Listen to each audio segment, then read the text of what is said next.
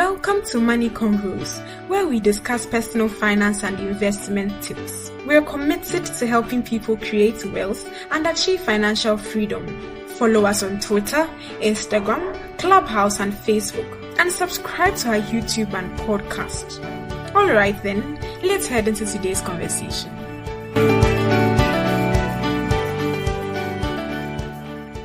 Hi, Kia. How you doing? It's been a minute since I saw you in our room. If you don't mind, just step up, let's say hi, and you can retreat to the audience if you so desire. Yay! Hi, Olicam. Hi, Kia. How are you doing? I'm doing good, thank you. How are you? I'm great. Where have you been? It's been a while, yes. I got caught up with life and everything, but I'm back now. I'm excited for this conversation. You're lying. Dirty December.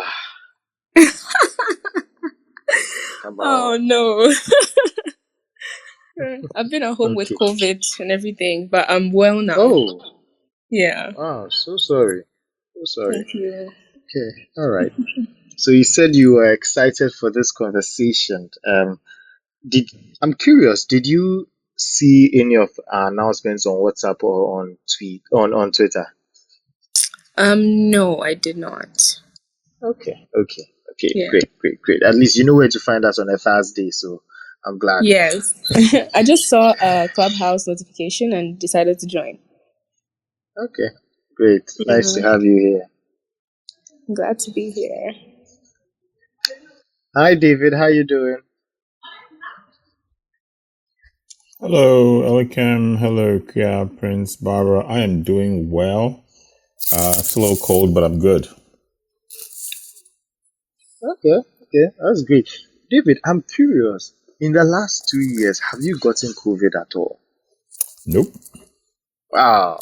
But I That's know a nice. bunch of people who have. Okay.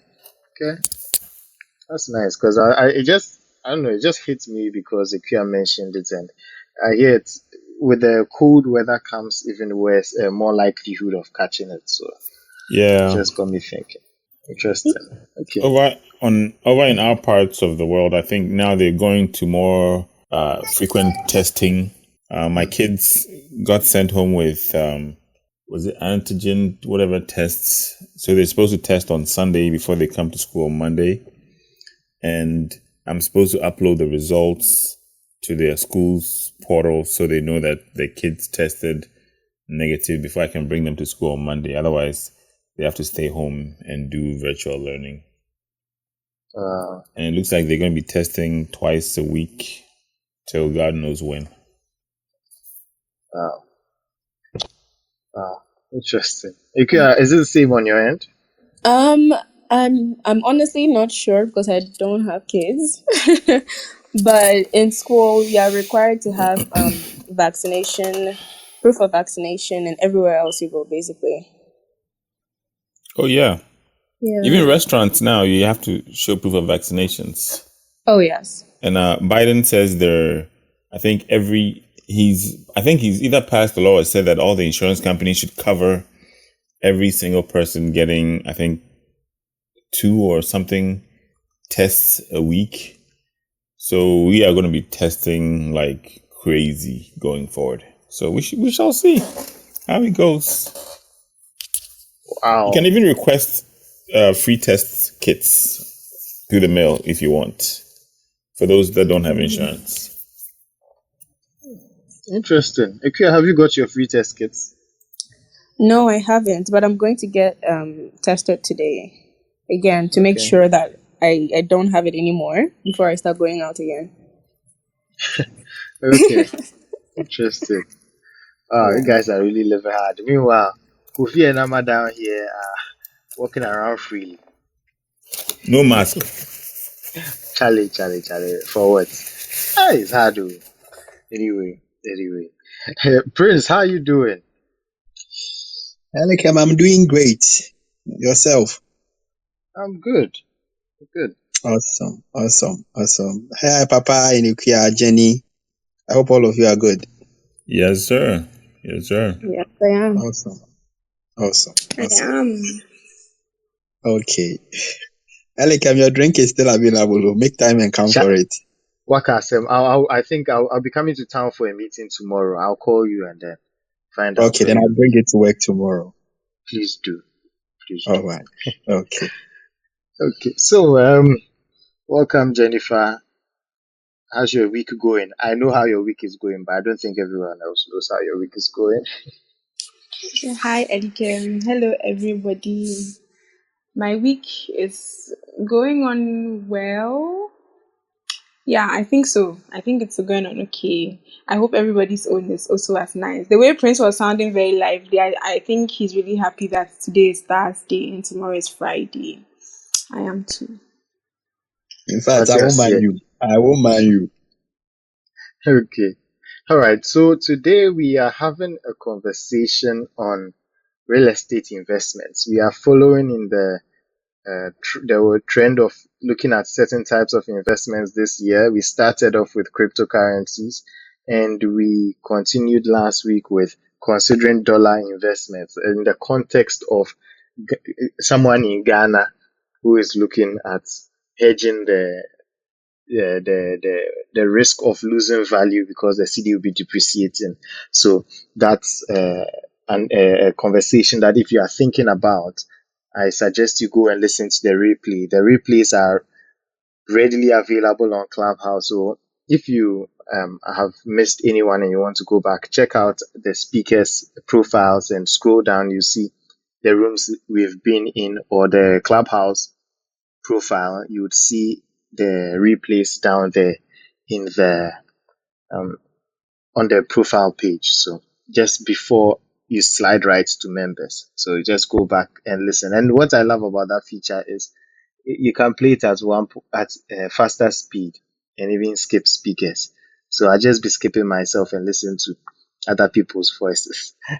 Anyway, back to the topic. It's a recorded session on real estate investments.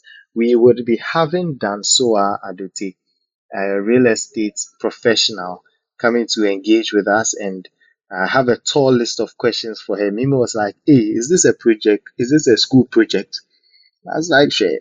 People have plenty questions, but this is money convos on Clubhouse. We'll breeze through those questions in no time.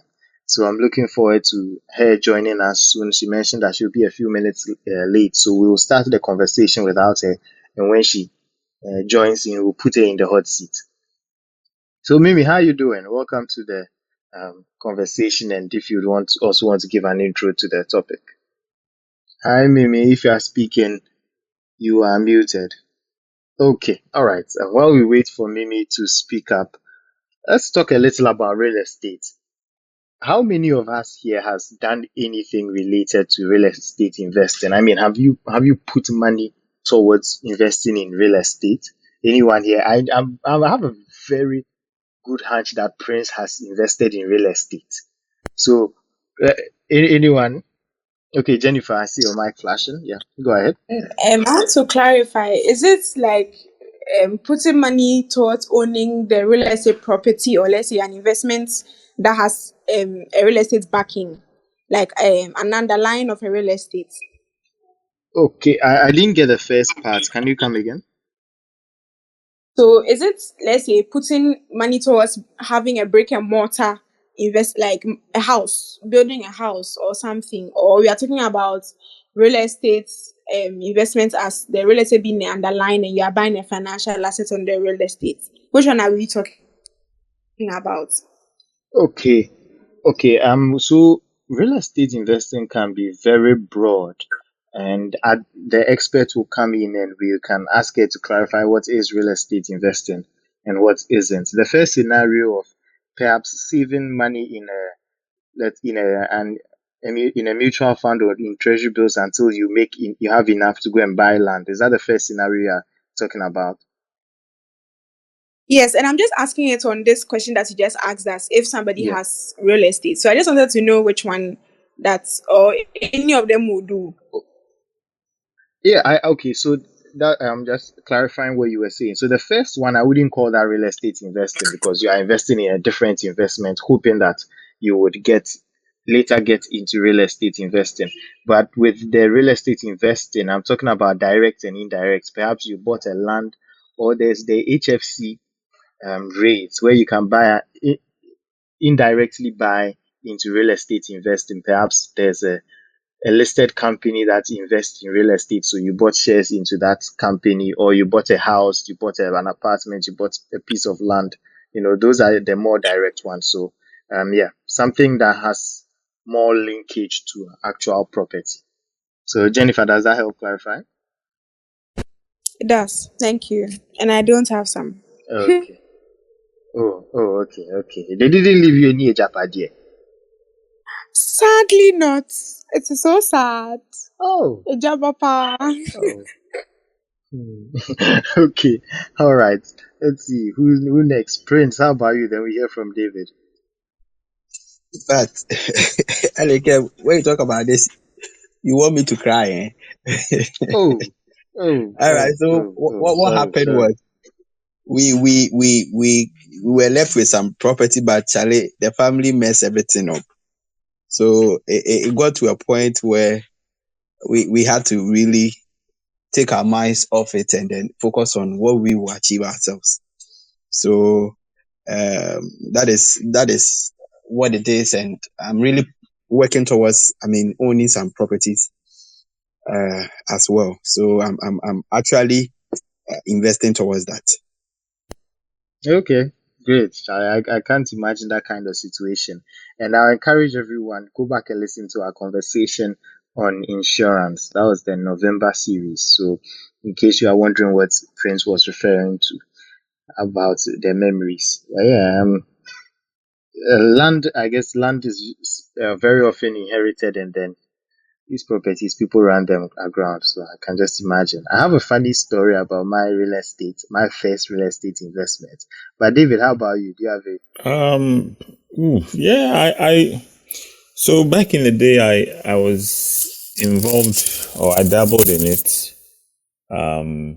But things kind of went downhill because I didn't have much experience. I had just heard about it and I decided to get into it. And the way things were structured, it it didn't go well. So years now, wiser and much more experienced in the game, I am now looking to get back in the game. Matter of fact, my wife and I just talked about it a few days ago, to finally go from just talking about it to actually making it happen.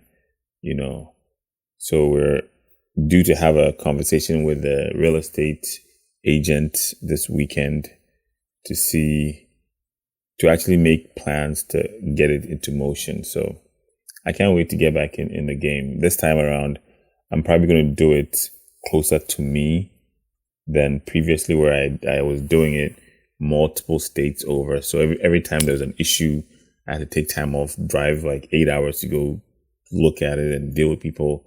And all that contributed into it's not working out. But when it was working, it was making some very good money. So yeah, I'm looking forward to getting back into the game. Thank you. Wow. Sounds like you've had very good experience there, and I want more details. I'll circle back and find out.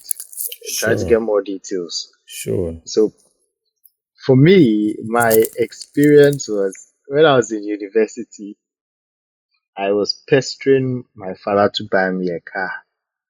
Please don't ask me why I was pestering my father to buy me a car when I was in university. And all I was doing was going to lectures and because you're that I be. I beg. Simple. Please.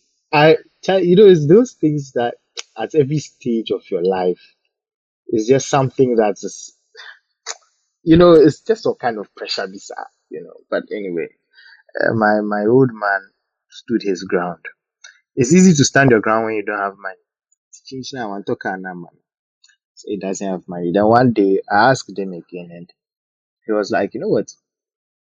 Instead of buying you a car, I bought you a piece of land. So if you like, come and let's go and see the land. So I was on campus, and then he came to pick me up one Sunday afternoon, and then he went to show me the land in some far away place. It's funny that how I would say it's a far away place now, but just This was just 7 years ago when we went to see the land. I'm sure when I go there, the place, at least it will be closer to civilization now. Because where my mother's house is now, when I was in GSS 1, this was in 2008, 2009, thereabouts. When we were going to that piece of land, it was such a journey. It was, Charlie, I'm sure we packed sandwiches. But anyway, it was after school. It was such a journey. And so, in Accra, things are spreading and development will easily catch up to you. So, fast forward how many years now?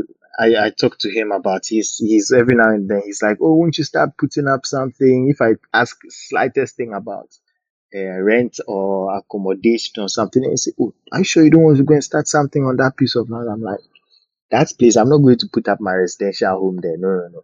I'm looking forward to being able to put up some flats. And for me, what I want to do is double into container houses. Just erect the whole like 5, 6 floors of container houses on there, like some nice concept, Airbnb and that kind of thing. Anyway, so how my father turned my request from a car to land. He eventually did buy the car for me, but after I started working, so there was that. Prince, Elikem, wherever your father is, God bless you. amen, amen. Please, while we are talking about my father, this is recorded to be on the internet. God bless my mother too. Okay, I know like drama. Before I start praising my father, and then very soon I'll be hearing from my mother. My mother too has done a lot. Yes, my mother too has done a lot. Mommy, I love you too. Anyway, let me put that out there. Okay, all right. So David, let's jump into your your real estate experience, right?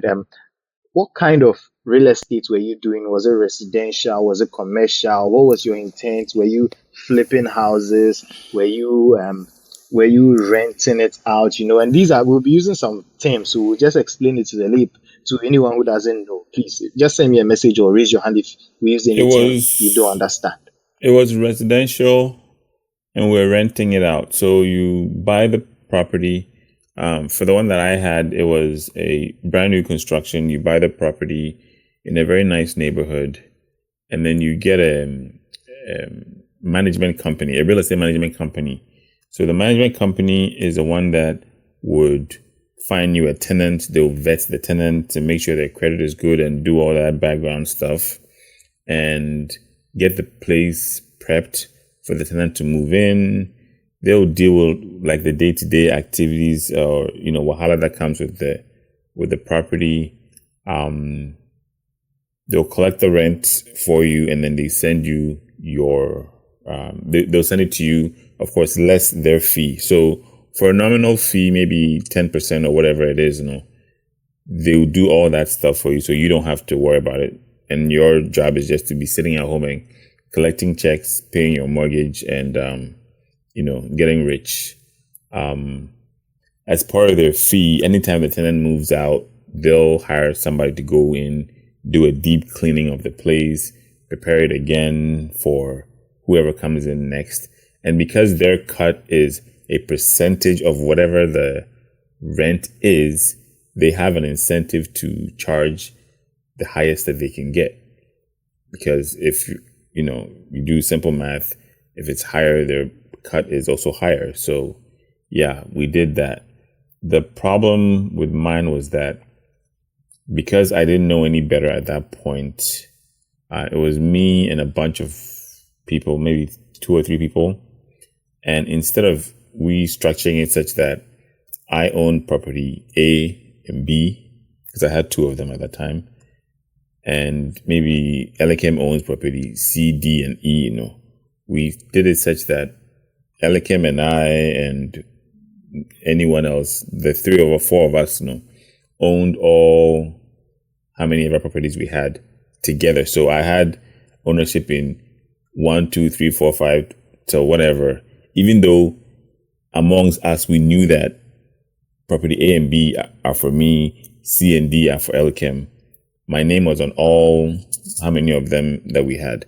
So when one of the people in the group, actually 2 of them, had a very bad financial losses and they decided to basically walk away from the deals, it affected everything, all of us, because when that person walks away from the deal, right, the rest of you become liable for all the losses or the cost of the properties, pretty much. So eventually, I decided to walk away from it and just kind of wipe my hands clean. And now, with all the lessons learned, I am ready to get back in there. So, yeah. Okay, that's been quite an interesting journey you had with it. And you said earlier on that it was fetching you quite a lot of money in the beginning. Is this something that you think you can do full time and just quit your 9 to 5 and do this one?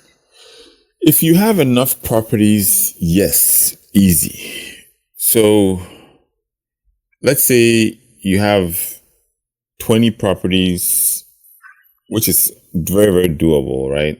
And your mortgage on each of them is maybe $800 a piece. But then you're able to charge, let's say, $1,500 rent, right? And you're somebody that is investing all the extra money back in and trying to get more and more and more. You'll get to a point where you might have, and I know people who do this as a living, where it gets to a point where you might have so many of them that you can afford to just pay yourself from all the profits and not actually have to work. So yeah, it's very doable. Even though that's not, for me, it's not what I'm looking to do just yet. Because if you do with the mortgage structures, right? Some people will do, because it's an investment property, they'll do like interest only, because they know that the properties are going to be appreciating in price. So all they're doing is just paying off the interest. But the way I look at it, if you pay both the interest and principal, the way our system is structured, if you have a 20-year loan, within 20 years, the property is pretty much paid off. And if you have, let's say, 10 of them, you have 10 homes that are paid off. And depending on where you have it, whether you have it at Medina Estate or you have it at Trasaco, if you have 10 of those Trasaco homes that are completely paid off, and push comes to shove, if you are tight on the budget, you can just pick one and say, listen, I'm selling it to do something else or to reinvest it in something else. That's a no-brainer. So, however you choose to structure it, it's up to you. But I feel like, it's better to do it paying off both interest and principal, so that by the time the mortgage time is over, the house is fully paid off. You owe nothing except for taxes, but that's just, pennies compared to, other expenses that you could incur. But yeah. That's a very interesting way of making money. We are all thinking about passive income, right? And some of the structures you mentioned, I'm just trying to imagine a situation where they would work in Ghana. But David, tell me, what were some of the risks you observed with these investments and how you mitigated them? So one of the things was, number one, finding a good tenant. And as an individual, I cannot go and tell Elakim to give me his social security number, because that's what I'll need to pull up his credit and all that stuff. But as a company entity that I hired, they will be able to do all that. They have the systems in place to do all that legitimately. And if you default on your rent, they can go and deal with the, getting a court order to evict you and all that. But as an individual, that would be a lot of, work to do. And it's not that easy. One other thing that I came to find out, partly because I had just jumped into it, is that it was the place that my properties were. It was like having a mini Trasaco neighborhood. And if you live in Nima, please, no offense, I'm in the middle of the most Zongo part of Nima, right? So you drive through all the Zongo areas and then you get to this Trasaco paradise.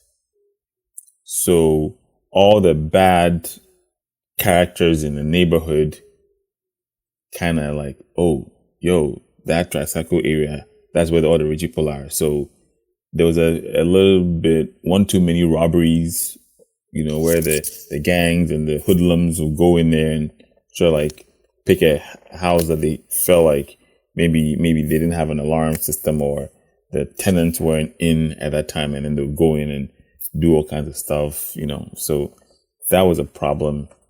But I think if you do your homework, I didn't do my homework at that time because I was just jumping into it. But if you do your homework, you can kind of deal with all that stuff and, pick a good neighborhood that would not have such a over there. And then also the other part was, it's not really a problem. I did it multiple states over that I didn't know anything about. So, each time I had to just take time off and drive all the way there. That is not necessarily a big issue. If you have a good company and that's running it for you in a good neighborhood, that would be mitigated easy. So, yeah, those are some of the things that I had to deal with. That's interesting. The assistance you get from the professionals who could help you navigate the legal language, the legal constraints that could come up. It's very helpful. And what you mentioned about location, I think someone said something in real estate. It's all about three things: location, location, location. Well, Exactly. we have Dansua here joining us, and we'll find out if really it is only location, location, location. But before we hear from Dansua, our resident real estate expert, we would be here. I just want to ask Sayram. Sayram, welcome to the room.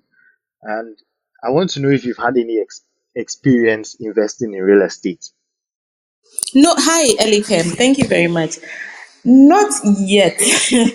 I don't think I have invested in real. I do have land that was luckily purchased for me by my parents. That's about the only real estate. Yes, and I know the value has since, because of the location, the value has since gone up. So yeah, that's about the only form of real estate investments I have done as I yet. Okay, that's great. So I guess we are in a similar boat. I was sharing earlier before you came in that I was pestering my father to buy me a car, and eventually he was like, "Hey, my friend, instead of buying you a car, I bought you a piece of land. So let's go and look at it." So I guess we are in a similar boat. Exactly, And that was the same thing that happened with oh, me. you also asked for a car. Yes, and then I was given a land, so These are I what. guess they knew what they were doing. Yeah, interesting. Okay, all right. Thank you so much, David, for sharing your experience. By the way, We, shout out to both parents of Sayram and Elikim for having the foresight to do that. yeah. As Prince also did. You see, David didn't say which parents who, I'll let this one fly under the radar. No need to shout out to my mom too. I said both parents, both team, mom and dad, Charlie. both of you. Big ups to you. Thank you. Okay, thank you. You're just reminding me of family silly conversations my mother could bring up. But yeah, that's why I'm laughing so much, heartily. Anyway, so let's get on to the next phase. Or Prince, do you want to say something before we continue? Sharing the land. So it's not for only you and Sarah. So please put us in the will that you're also part of the land. Okay, we'll take that under advisement. So, Dansua, welcome. Everyone, I would like to introduce you to Dansua. Hi, Dansua. Hi, thank you, Alikem. Hope you're good. I'm great. Great. I had an interesting conversation with Dansua on Monday, and I knew that today's conversation is going to be pure fire. Pardon me, it's like I'm slurring your name a bit because I've been speaking to Akia and David for the last 30 minutes. So, the slurring is coming normally. Can you please pronounce your name so that we get it right? Yeah, it's just as you said, it's Danswa. Danswa. Okay. All right. So to everyone, Danswa is a real estate professional. She's been doing this for the last 15 years. She's worked with companies like Apollonia, Ghana Home Loans, and Sesu Global and Urban Africa in different uh, capacities. She's worked as a head of collateral management. She's worked as a sales manager. She's a managing partner of Urban Africa, and she's also the vice president for strategy and operations at CESU. So you know that this is someone who's risen through the ranks in the industry. Now she's a big woman, vice president for strategy and operations. So you can imagine that the conversations we are going to have are going to be very strategic and leave us and have us living here with action points. And anyone who wants to become a real estate tycoon would have sufficient information to arm them after this conversation. So, welcome again, Danswa. Any opening remarks? Not at present. Just thank you for having me on your in your conversation. I know you guys have been doing a lot investment wise, and so it's an honor to be called upon to share advice that I have to your audience. Great. Thank you too for honoring our invitation and making the time for us on this fine Thursday evening as you plan for your TGIF. Yes. Okay, so we had an interesting question from Jennifer, which got me thinking about how we understand real estate investment. Okay. So can you just clarify, what is a real estate investment?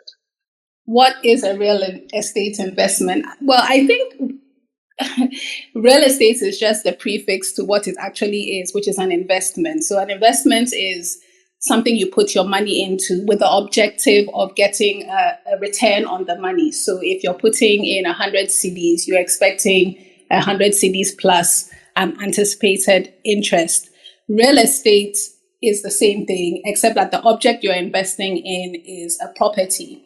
And when I say property, it could mean a building or land. And when I say building, it could mean a house, an apartment, a residential structure, a commercial structure. The whole objective is investing in that asset class, being real estate, with the hope, and not the hope, the objective that this asset class is going to increase in value.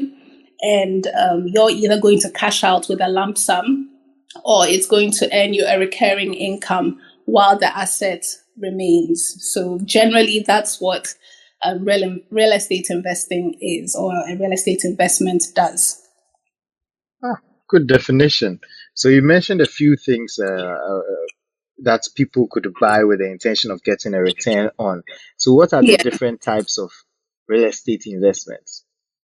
Okay, there are quite a number. I would probably talk about what's more common in our jurisdiction, and then, probably if there's time, talk about things that go on in other jurisdictions. So what's very common in Ghana is that people, first and foremost, buy land. I think that is the main way people still enter into real estate. That although there is an influx of property developers and people now buy, the majority of people still go through the routes of buying land and building. So you could buy a land in an area that either you deem as promising or a professional has forecasted as promising, and wait. Okay, it's sometimes called land banking, but land banking often refers to people who buy larger tracts of land as opposed to just buying a single plot. So you buy land and then you just wait, with the objective that in a couple of years, the demand for that land is going to increase. And as the demand increases, obviously land is in finite supply. It would force the prices up, and then you would sell. So that's something a lot of people do in Ghana. Alternatively, you could do the same investment in a property. So you buy a building, and it could be any sort of building, but the parameters are the same. That there is an anticipated increase in interest in that area, increase in the perception of that area, because value is also sometimes perception. It's not doesn't always make sense. It's just the way people perceive an area to be. And then when the demand increases, you sell. And then you walk away from the asset with your lump sum. Alternatively, you could buy an asset, and you can't really use your land for a recurring income, but actually you can. But let me just talk about the property first. You can buy a property, rent it for a period, and so that is giving you a recurring income over a period. You can determine to do that into perpetuity, like forever. You can determine to do it for a specific period of time and then sell it. It really all depends on your objectives. And even with land, I was hoping not to get too technical, but even with land, you can, if you have land, you could potentially also earn a recurring income in it by selling portions of your interest in the land. But I probably might delve into that if there are any questions or anybody is interested to know a bit more on that, because that is a bit technical. But those are the mainstays that we have in Ghana. You're either buying to wait and sell, or buying to lease for a period or forever, whatever the case may be, with the objective that you would one day sell, one day move in yourself, or just continue renting, refurbish it, and then rent it out. The options really, really are unlimited. So those are the different forms that property investment can take in property. Okay, all right. And I've heard these terms: commercial real estate, residential real estate. Are they also types, and why do they matter?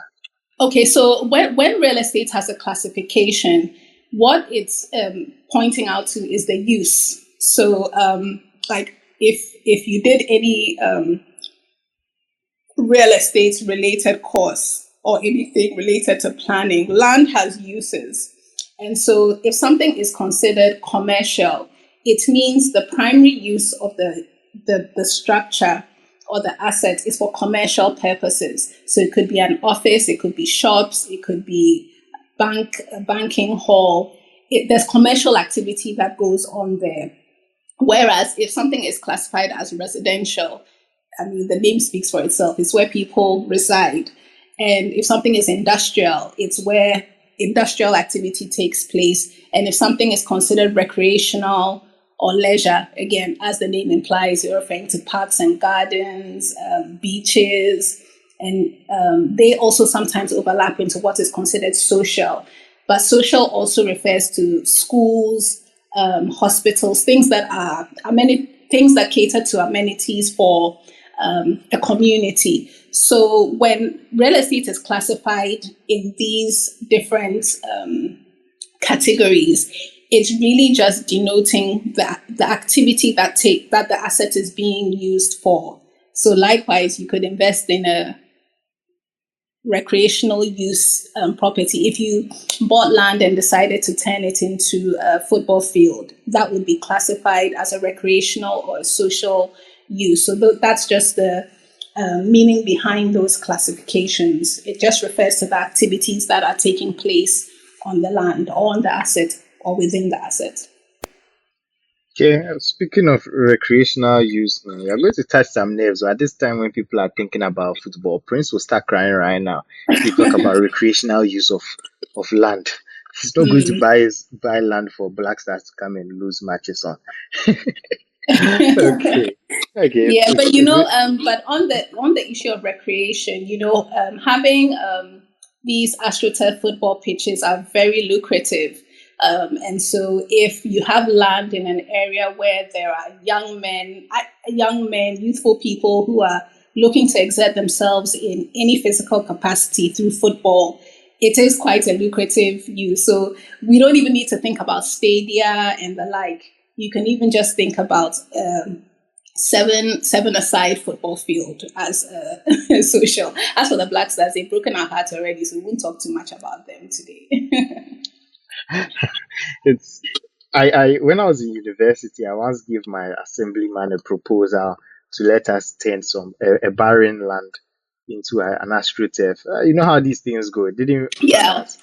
It was on the back of. So I live in Roman Ridge now, and Okay.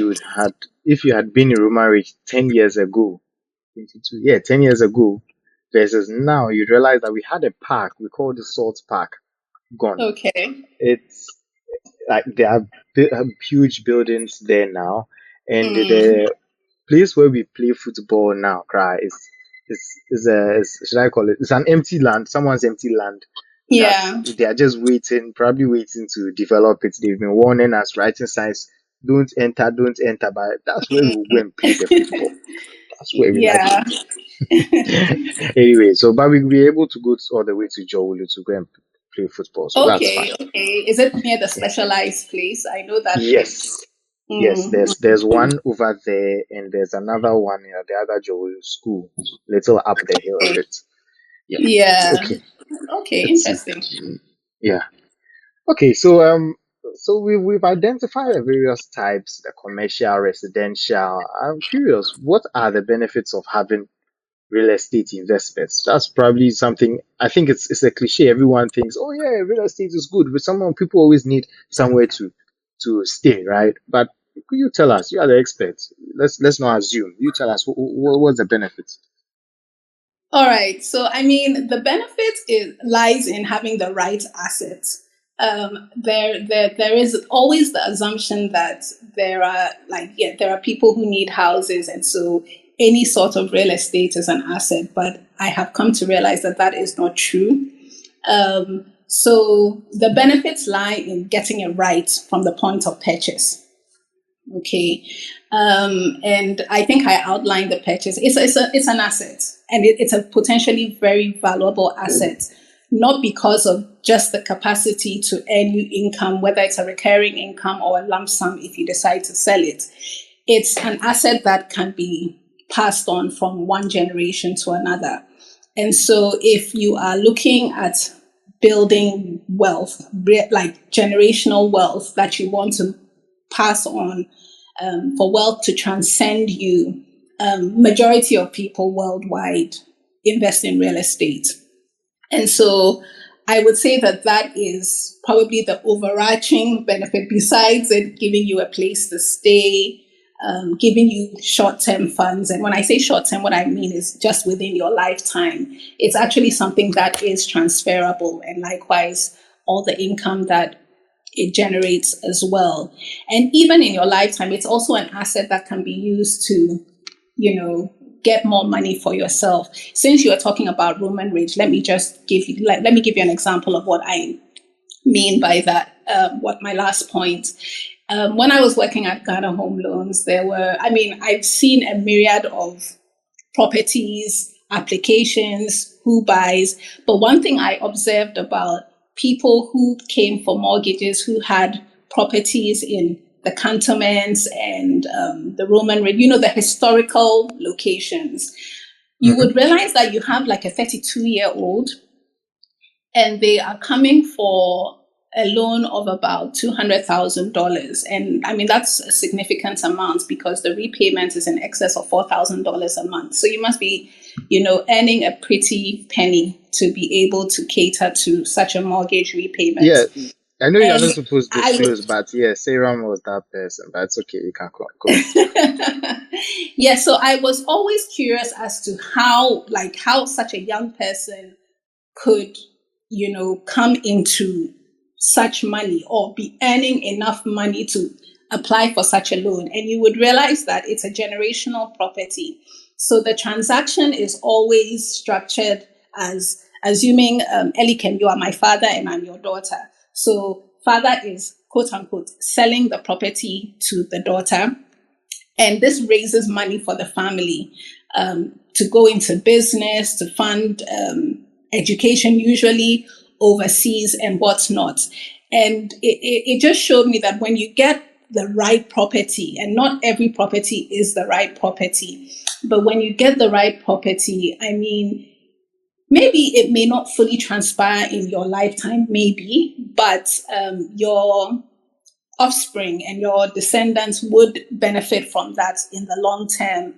I was even watching today an interview with a lady who also has property in airport residential area. And they had in airport, the plots were sold in acres back in the day, and so people who own those houses, those original houses, have houses sitting like on a significant piece of land. And what she has done she has turned portions of the home into studio apartments for which she is using for Airbnb. And airports will always be airports. It's always going to be one of those sought after communities by a certain class of people who would be willing to pay the kind of return someone who is doing Airbnb would want, if you get what I mean. So these are just some practical examples I'm giving to what the benefits of real estate are. And also, for people who've invested in land like Sairam and yourself, it's an asset you own now. It's yours. But if you wanted to start out in life and building your properties, you're not now going to look for a land. It's something that you already have. And if push came to shove and you needed to sell something to raise money, it's also an asset that you have. And again, if it's done right, an asset that should be appreciating in value. So yeah, generally those are some of the benefits of real estate. I'm amazed at this strategy where you're saying that a young person taking a mortgage, and just to not to harp on it too much. I'm curious. So those $4,000 a month, how was it funded? Was it through rental income that came from the property, or were the parents paying it?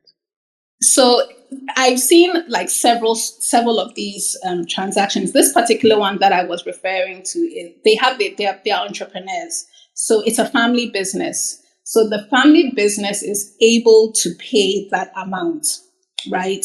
But the thing about a mortgage is the parents could not take the mortgage because of their age. I think it's capped at 50, because you should have finished paying the mortgage by the time you retire. So it's capped at 50. So if your parent is over 50, is like approaching retirement age, they're not going to qualify for the mortgage. So it's something like a family agreement. So you go for the mortgage, you're the young person, you're going to qualify. The family is going to take care of the repayment, and the lump sum is what is going to be used for the business. And the thing about properties and airports, cantonments, like I said, the historical places, the land values are so high, right, that they sometimes exceed the value of the assets that are sitting on the land. So if I have half an acre of land at airport and I'm able to use that asset to raise $400,000 and I couldn't even pay, and I have a portion of my land there, I could sell that portion and get rid of the mortgage without having to lose my property, if you get what I mean. I get what you mean. Yeah, that's interesting. Yeah. So yeah, and you don't have, and just so that people don't think you have to own a property in airports or cantonments to make this thing realistic. It can happen in other areas as well, but I just keep emphasizing on the right assets, because it's important to be paying the right price for a property to even benefit from its potential gains. So if you have a family property in Dansoman, for instance, and you pay more than the market value for it, it will not be a valuable asset to you, because your property value exceeds the market value, meaning on the market, people are probably willing to pay $150,000. So even though you have an asset, it's not an asset that financially is of any use to you at the moment, until such a time that the market would move beyond the price point that you paid for it, if it ever will. So those are things that are very, very important for people to consider when buying property, because during the whole 2005 to probably 2012 property boom in Accra, where things just exploded, people have bought properties at a price that is even still currently above what the market value is. So they have assets and they think the assets are worth so much, but the market has moved on. You get it? They're not willing to pay that price for it. And in that case, it's not a benefit to you beyond a sentimental value the fact that it may provide you shelter. That's interesting. Ah, so you sent me down memory lane. Hi, Danswa, can you hear me? Yes, I can. Yes, you sent me down memory lane talking about paying the right price. So Yeah. it's funny how I forgot this point, even though I was preparing for this conversation. I actually used to manage a real estate investment fund some Okay. years ago. We liquidated it. We eventually liquidated just recently is when I saw in the Gazette that yes, the company registrar general has fully dissolved the company, but we stopped operating it some years ago. We bought land, we bought apartments off plan that's before it was constructed, and I think looking back at that experience, price was the problem because location was near perfect. North Okay. Ridge, but we couldn't sell for a long time because the prices we got in at were We're too too high. high. I think Yeah. there was a time in Ghana where where it was suspected that there was before Buhari came, it was suspected that there was a lot of dirty Nigerian money Yeah, in our it was system. That actually was something that was happening. Yeah. okay, Yeah. all right, Well, there's a and lot of so. cheap money in the Mhm. system. Yeah. Yeah, And and that we tends still to haven't hype the recovered. market. Yeah. True, true, true. Yeah, it's interesting times, lessons learned. Okay, so Yeah. I think at this point we could probably take an action point, right? Because you've mentioned a few locations. I'm seeing messages coming through about people shocked at the kind of stories you are sharing about the value of property. So our demographic is um people from their 20s through 30s and 40s. So let's say 20 to 50. That's the demographic of our audience. Okay. Especially David, in case you're, yes, David who pushes the upper bound up. So yes, we are Okay. I'm curious. 75 years old. Don't listen to him.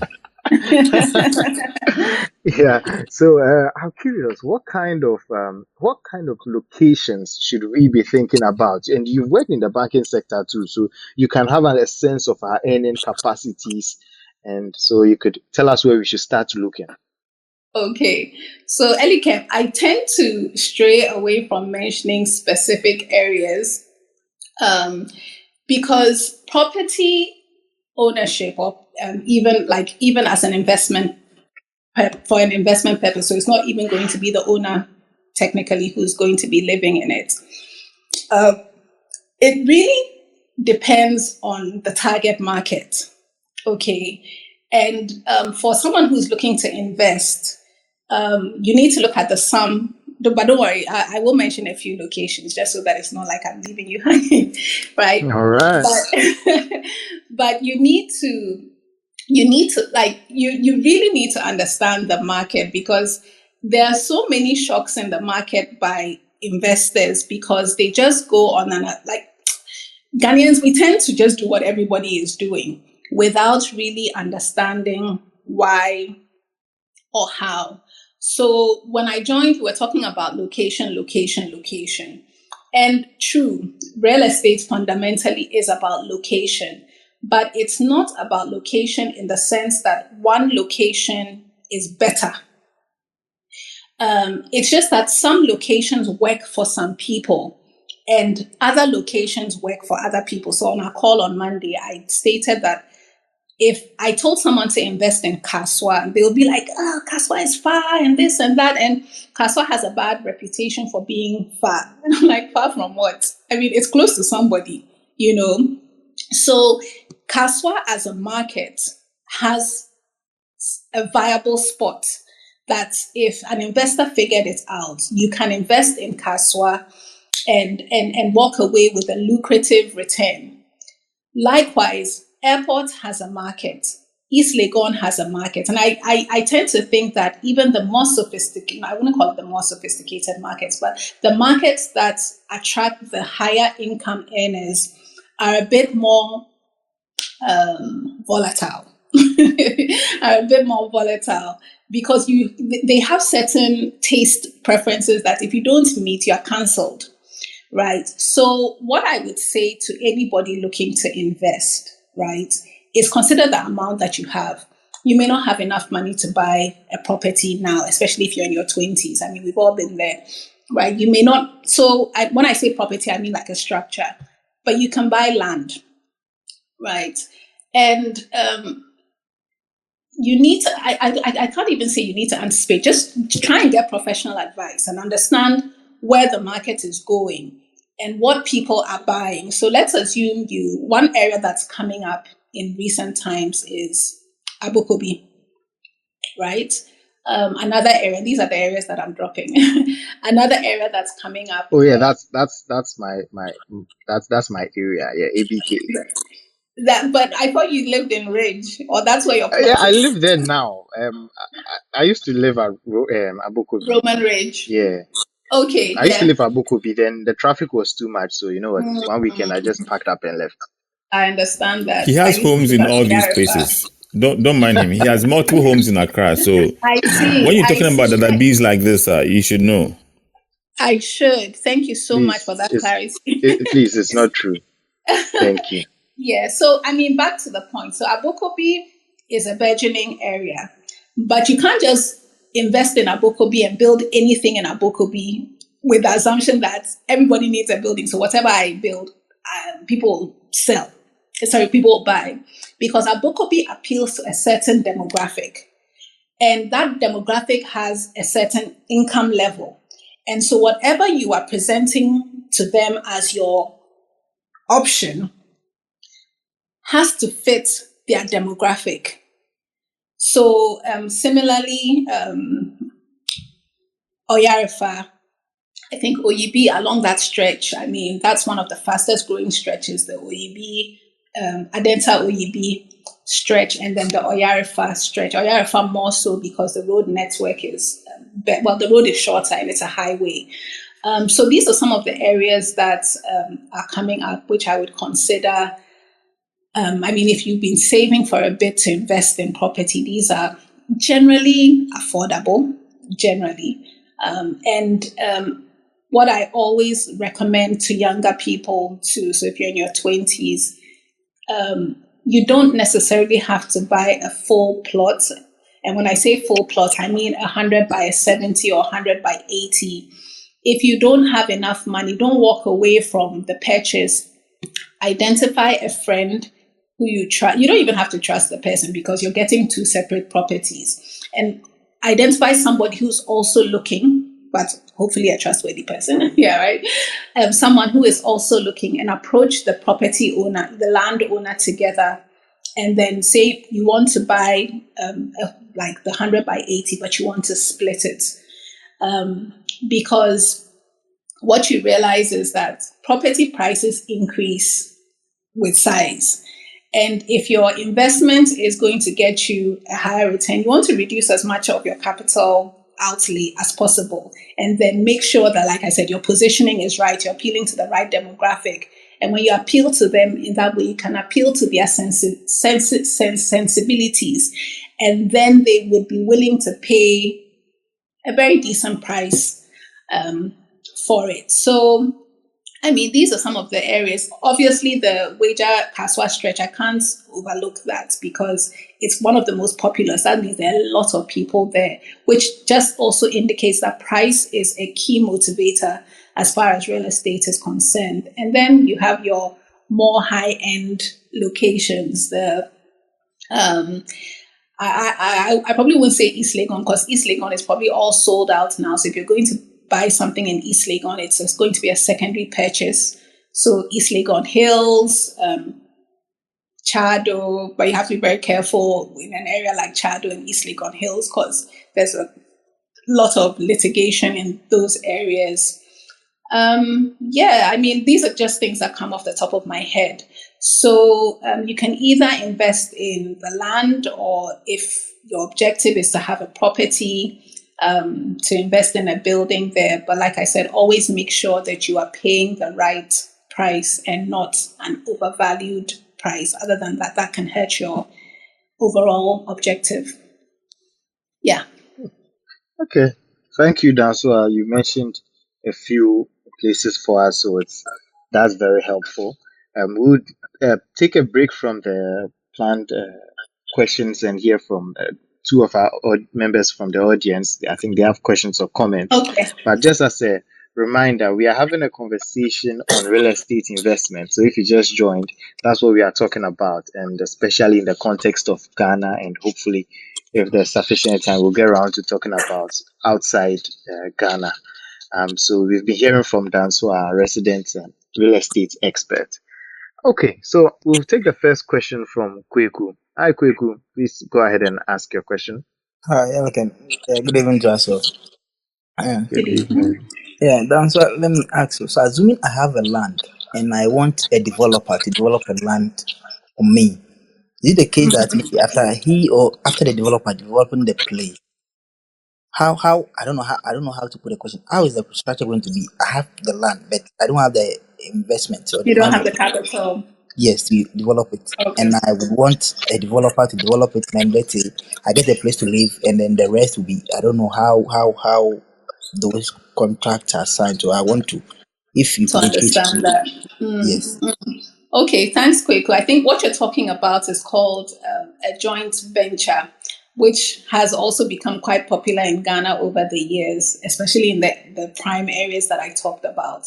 Now, it would depend on where your land is and what the value of the land is, because you partnering with the developer is based on the assumption that what he would have paid for the land is what he's giving you back in property. So let's assume you have land and if you wouldn't mind sharing the location of the yeah, land. like Amasaman, It's in Amasaman. Okay. yeah, So do you know the price, the value of properties in Amasaman currently? no, but the No. land was 25,000.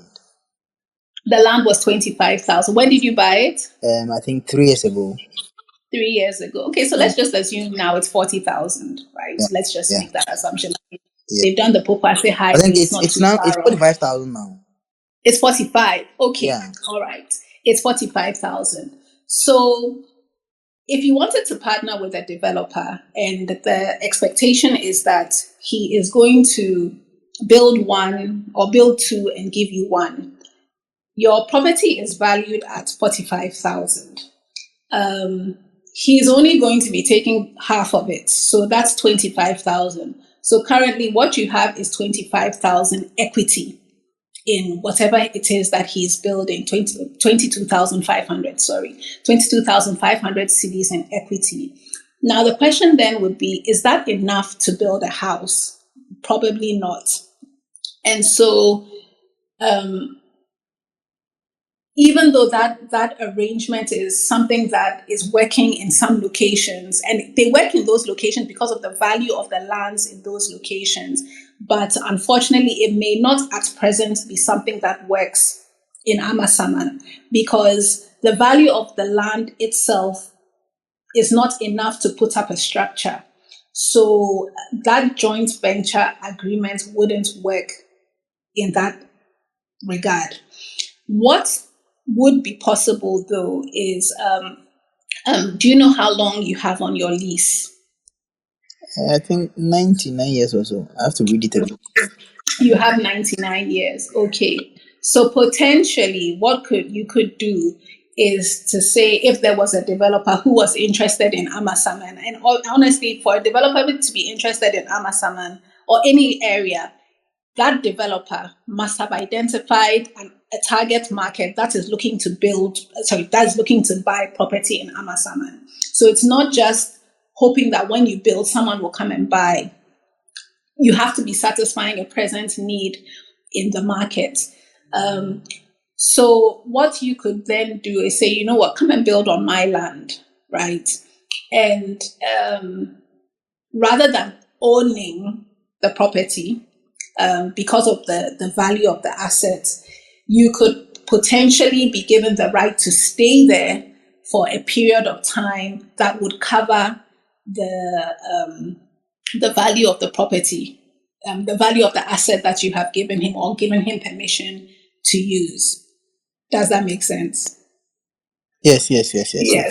So, I mean, it's probably a lot more technical than that, but I'm just really trying to put it in practical terms. But the major considerations are, one, the value of the assets that they are partnering with you for, because that forms your equity in whatever is going to be built.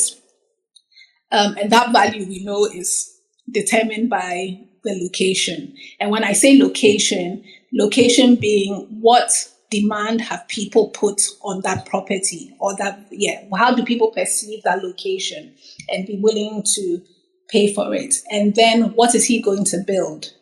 I mean, if he's building 25,000 CD houses, then obviously he can give you one.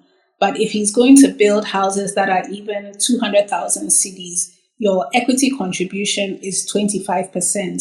So another option is for him to give you a proportion of that as a lump sum.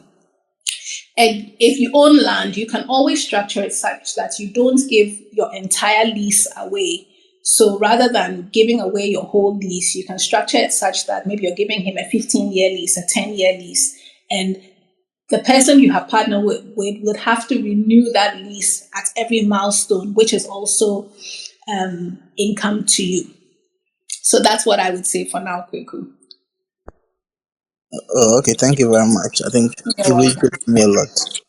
Sure. You're welcome. Thank you, Danso. I can imagine the gears shifting in Kweku's head. When the value gets to, or the land gets to 100K, no, Kweku is going to contact the developer. For me, I don't like banking investment. I know whatever I. Hello, Kweku. Hi, Kweku, Oh, sorry. sorry. I was Please come muted. again. Actually, that's what I normally do. I normally don't like banking investments. What I do is, if I get, let's say, as I say, for 3-4 months, and it can buy a land, then I just identify a place, and then I purchase it. So it's more like I invest in land. So you land bank. Yeah. So that's what I do. That's great. That's interesting. Prince, I think you may have to adjust your mic. There's some feedback. Is it better now? Or yes, it is better now. Okay, Prince, just hang on a second. I'll circle back to you in a bit. So Hubert, you also had a question. Then we'll follow with David, who also has a question. So Hubert, please go ahead. Yeah. Hi. Thanks. Thank you, Dansua. This is a free consultation. I'm glad to be joining today. Right. So you were talking about lands in OEB, but I have this like inside information that a certain real estate company, like a developer, is selling its land. You know, he bought some land, about 400 acres, some years back, and now he's selling this land for about 200,000 a plot now.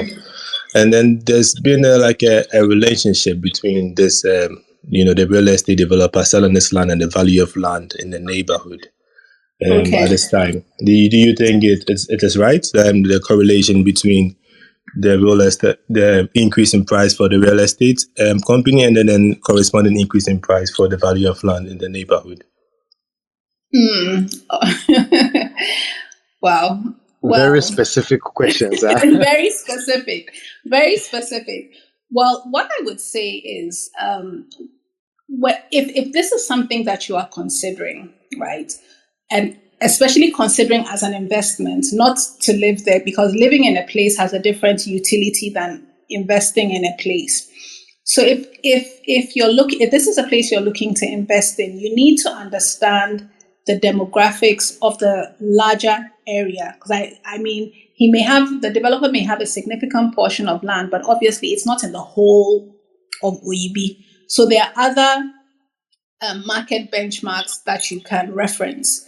So what is land selling for? Are there other developers in the area? What are they selling the land for? Are the value propositions equal? Right? Are they offering virtually the same thing?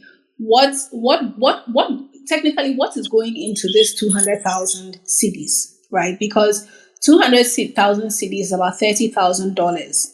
And you always need to ask yourself, what can $30,000 get me elsewhere, right? Even if it's not out of that community, but within that same community, what else would $30,000 and pardon me for moving into dollars. I mean, property prices are mostly quoted into dollars, so it's easier for me to reference. But so we're still working with 200,000 CDs and $30,000.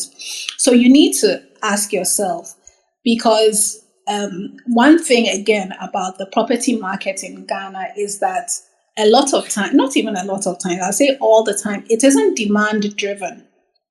It is a developer builds and places his price, right? And so if you're not understanding what the demand drivers are, and it's a place you quote unquote fall in love with, you would be under the impression that that is the actual value. And the risk of our market not being demand driven, but rather preference driven, preference on the side of the person who is selling, is that things can tend to be overpriced because everybody wants to make a profit. So it's very key to understand what's going on in the community. And more importantly, because it's an investor, ask yourself, okay, if I'm paying $200,000 for this land, how much is it going to cost me to build? When I add the total cost of this asset that I'm looking to recoup my money on, how long is it going to take me? Do I even have evidence of somebody who is willing to pay? So let's say you pay 200,000 CDs for it. It costs you another 350,000 CDs to build. That's taking you to 550,000, which is about $90,000, right? So, and you want to recoup the investment in, I don't know, let's say 10 years. When you do the math and it comes to, I don't know what that does, someone has a calculator, they can please work the math for me. But somebody is going to have to be paying you the equivalent of $9,000 annually. So that comes to about 840 CDs. Please start again. Let me do the math for you. Okay. So the land is $200,000. Sorry, 200,000 CDs. Pardon me. Okay. Okay.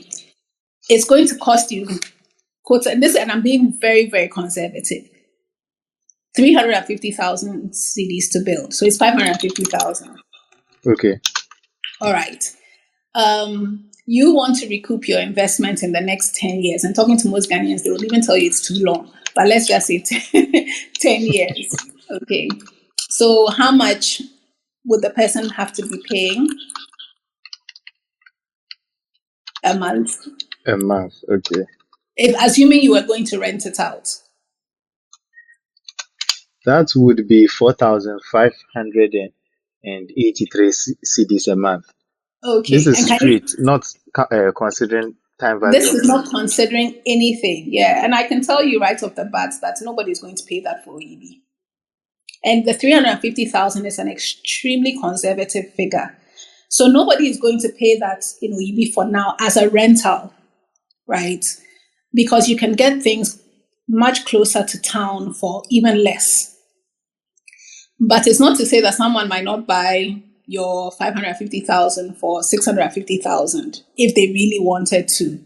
So these are just the analysis that you would have to put in place before investing in a property under the guise of everybody is moving there. You need to understand who, because as geography and land planning and all of these things work out, when people are moving further and further away from the city, it's because they can get lower priced accommodation. So I wouldn't move to OEB and be paying the same amount I would be paying for a property in, say, even Adenta, because I wouldn't pay the same amount and be adding probably another 10-15 minute commute. So these are the things that as a potential investor in real estate, you need to think about. And that's why you just don't buy land anywhere. But that's why if not considered the Valley View University in that area, and which can enable the person generate that amount. So are you looking to use it as a hostel? Yeah, I mean, you can also consider it as a hostel or like a rental apartment for students. Okay. No. So, Hubert, I'm not saying that you shouldn't. Okay, perhaps, probably, I was a bit too. But what I'm trying to say, even with that, you need to understand: does Valley View have that problem? Do they have an accommodation problem? Yeah. They do. I'm sure they do. I'm just saying, eh? Yeah. So, okay. Yeah. So then you would also need to. Okay. So how much would students be willing to pay for that accommodation? What is the going rate in the area? Mhm. Yes. So all of these things would need to come into play. And of course, remember, you are not specifically tied to that development. So you also need to consider, can this money do more for me elsewhere? Or can this money do more for me in a different structure? So when I say a different structure, if your initial plan was to buy the property, buy the land, build hostels, but you realize perhaps the payout period is too long. Maybe that same amount can buy you land, probably more parcels of land, even a bit further out, that you could sell within a year or two and get your lump sum back. It all really depends on your objectives, your appetite, but most importantly, the people, the end user, the person you are thinking of serving, and what that person can pay, and what that person is willing to pay, and whether that makes sense for the amount of money you have invested in putting that asset up. Okay. That was a good analysis. Things for us to think about, especially on the hostel side. I have a client who recently built a hostel around that area. So I hope these are questions that he was thinking about. Do they have an accommodation problem? That's why it taps into something you were saying earlier, where Ghanaians think, oh, a lot of people are doing this, so I'm also going to do some, you know. And so it would be great if you could do that analysis. And if the analysis checks out, yes, why not? Go and get it, right? Yeah, If. I can. Let me just give you an example similar to the point you're just making, Eddie. I was speaking to a client of mine sometime last week, and he lives in Canada. He lives between Canada and this other country, Austria. And he was complaining about Airbnb rates in Ghana. Actually, it's also, that's not an aspect of the market that I'm too deep into. So I just decided to listen to him. Now, the whole concept of Airbnb is not to buy an apartment and then put the apartment on Airbnb. The primary concept of Airbnb is B&B is bed and breakfast. So it's like a motel, more or less. So the predominant structure overseas is you have your house and maybe you have extra room. So you have a garage and you turn the garage into an Airbnb. And so it's not such a capital investment for you like buying an apartment and then putting it up, because he was saying that, and this is actually something I've also started researching into since he said that Airbnb prices are ridiculous in Ghana because why would you pay $200 a night to be in a studio apartment when you could get that in a hotel? Although there are different services when you think about it. But it just got me thinking that the Airbnb market is not for a local market. It's for a foreign market. And if this is what the foreign market is thinking of it, things could quickly change. So if people are buying apartments with the hope that they will turn the apartment into an Airbnb short-let unit, this is not tested, but I'm just giving this as an example. The market may potentially change. So if you're not understanding who is coming with this Airbnb, the mindset that they have, the amount they are even looking to spend, once you classify it as Airbnb, you may invest in something that is working now and may even work for another year or two, but then can see a very sharp decline in subsequent years, and all because you didn't really understand the fundamentals of it. So that's just an example of understanding who your target market is and what your target market wants before even branching into any sort of investment. Good one there. Thank you. Identify your target market and know what they need. Another action point. Okay, so I just have a question I would ask. Then we continue with the David and then Prince. The we talked about buying land for young people. Is it better to do it to buy the land in installments or to do one price, like pay for it upfront as opposed to doing installments? What are your thoughts on this? I think that's a personal preference and also dependent on your cash flow. Um, yeah, I think it's really personal. When you like most people, and when I say people, I mean developers or landowners, have some sort of payment plan in place, which you can take advantage of. But I mean, if you have the money, and it's not like an extensive payment plan, but if you have the money and all your land checks pan out, and you have to do your searches and all of those things before, I repeat, before you part away with any money, and the money is there really isn't any benefits unless you have other needs that you need satisfied in not paying for it. Unless, of course, in installments, you mean taking a mortgage. That is a different conversation because mortgages have its advantages and also its drawbacks depending on the structure of your mortgage. But personally, I've always utilized payment plans, always. And yeah, because it's just more flexible because once the money goes into that property, it's not coming out. But again, once you've done your checks and all of those things and you've been able to pay a commitment, usually the owners, I mean, I've been in the industry for a while, so I picked up relationships with a lot of people. But once you have made a commitment, people generally leave you alone once you are keeping up with the regular installments. So that's me, but I also know people who have done outright payment. I mean, there's one time I did an outright payment, but in hindsight, I should have taken a payment plan. But that's just based on my personal needs. So that's what I would say. But if you're talking about installment payments in relation to taking a mortgage, I mean that's a different conversation. So maybe I'll clarify. Is that what you meant by installments? Oh, I think yeah, you've answered it the way I The asked. way you A intended. developer's installments plan or Right. payment plan.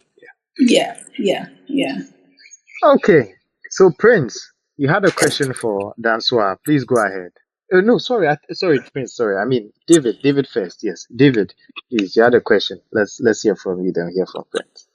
Okay, Dansua. So my question, please forgive my question if it's too dumb, but the whole concept of when you buy a land, it's a lease, right? At the end of the term, does it revert back to the owner? And is there such a thing as I buy a piece of land and it's mine forever? Because I'm thinking I'm only hearing about this in Ghana, and I don't get it. Because I heard you say 20-year lease, 15-year lease. So then if I buy a land from you, I'm pretty much going to be paying you for the rest of your life every 15 years. If it's a 15-year lease, or if it's a 100-year lease, then I'm going to be paying your family. Well, my great grandkids are going to be paying your great grandkids till that kingdom come. Like, how does that work? Yeah. Well, that is the law in Ghana. That's the way our land ownership. I can't even call it ownership, but that's the way our land system is set up. So, very briefly, we have three forms of land ownership in Ghana. You have what's owned by the government, and you have what's owned by families, and then you have what's owned by chiefs. Before, I think, 2002, it was possible to get to buy land and own it forever if it was family land, right? So if you bought from a family it was possible at a point in time to get a freehold. And I know a few people who have freehold interests, but it was made illegal in 2002, thereabouts. The premise being that I think it's just a flaw in our whole land administration. But the premise being that if the land is for a family, there are some members of the family that are not yet born. And so if I sold land outright, let's assume I belong to one of those families who own land, and I own land outright, I may have great-grandchildren who also have a claim to the land. But because I have sold it outright, they don't have the opportunity to benefit from it, which is why there's a leasehold system in place. When you come to stool lands, the land is not for the chief. Again, it's for the community. And the same understanding applies, that there are some members of the community that are not yet born.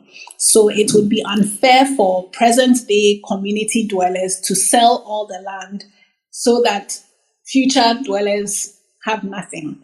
And government land is government land. Governments will never give a freehold. The land will always remain government land. So when it comes to government land, the maximum anybody can get at a single time, which is renewable, is 50 years. For stool land and family land, the maximum you can get, and I emphasize it's the maximum, it is not the guaranteed. So you can buy land and get a 20-year lease, a 30-year lease, a 50-year lease. So you need to understand what you're getting. But the maximum at any time is 90 years, after which is renewable.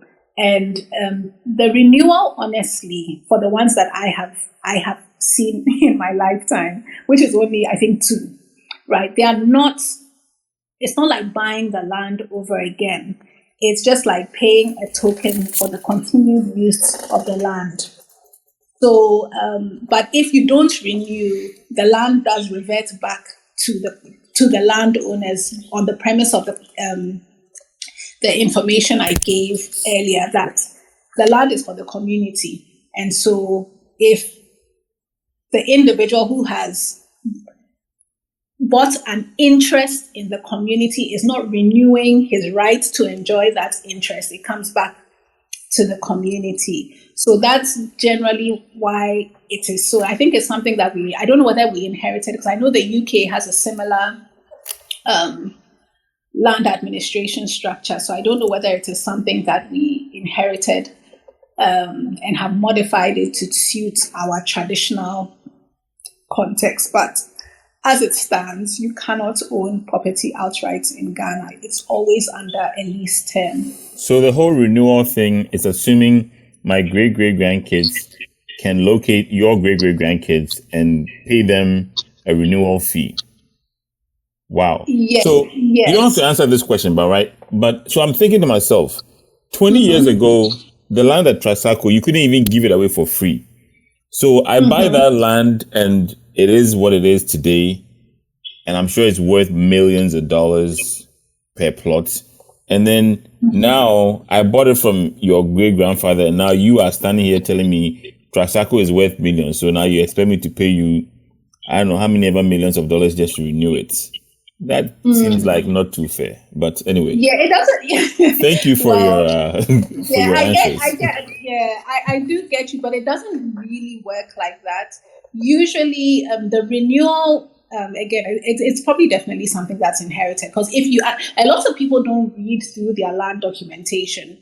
What they look at is the name, the site plan, but it's very important to read through and even negotiate. You can negotiate the terms of a renewal, right?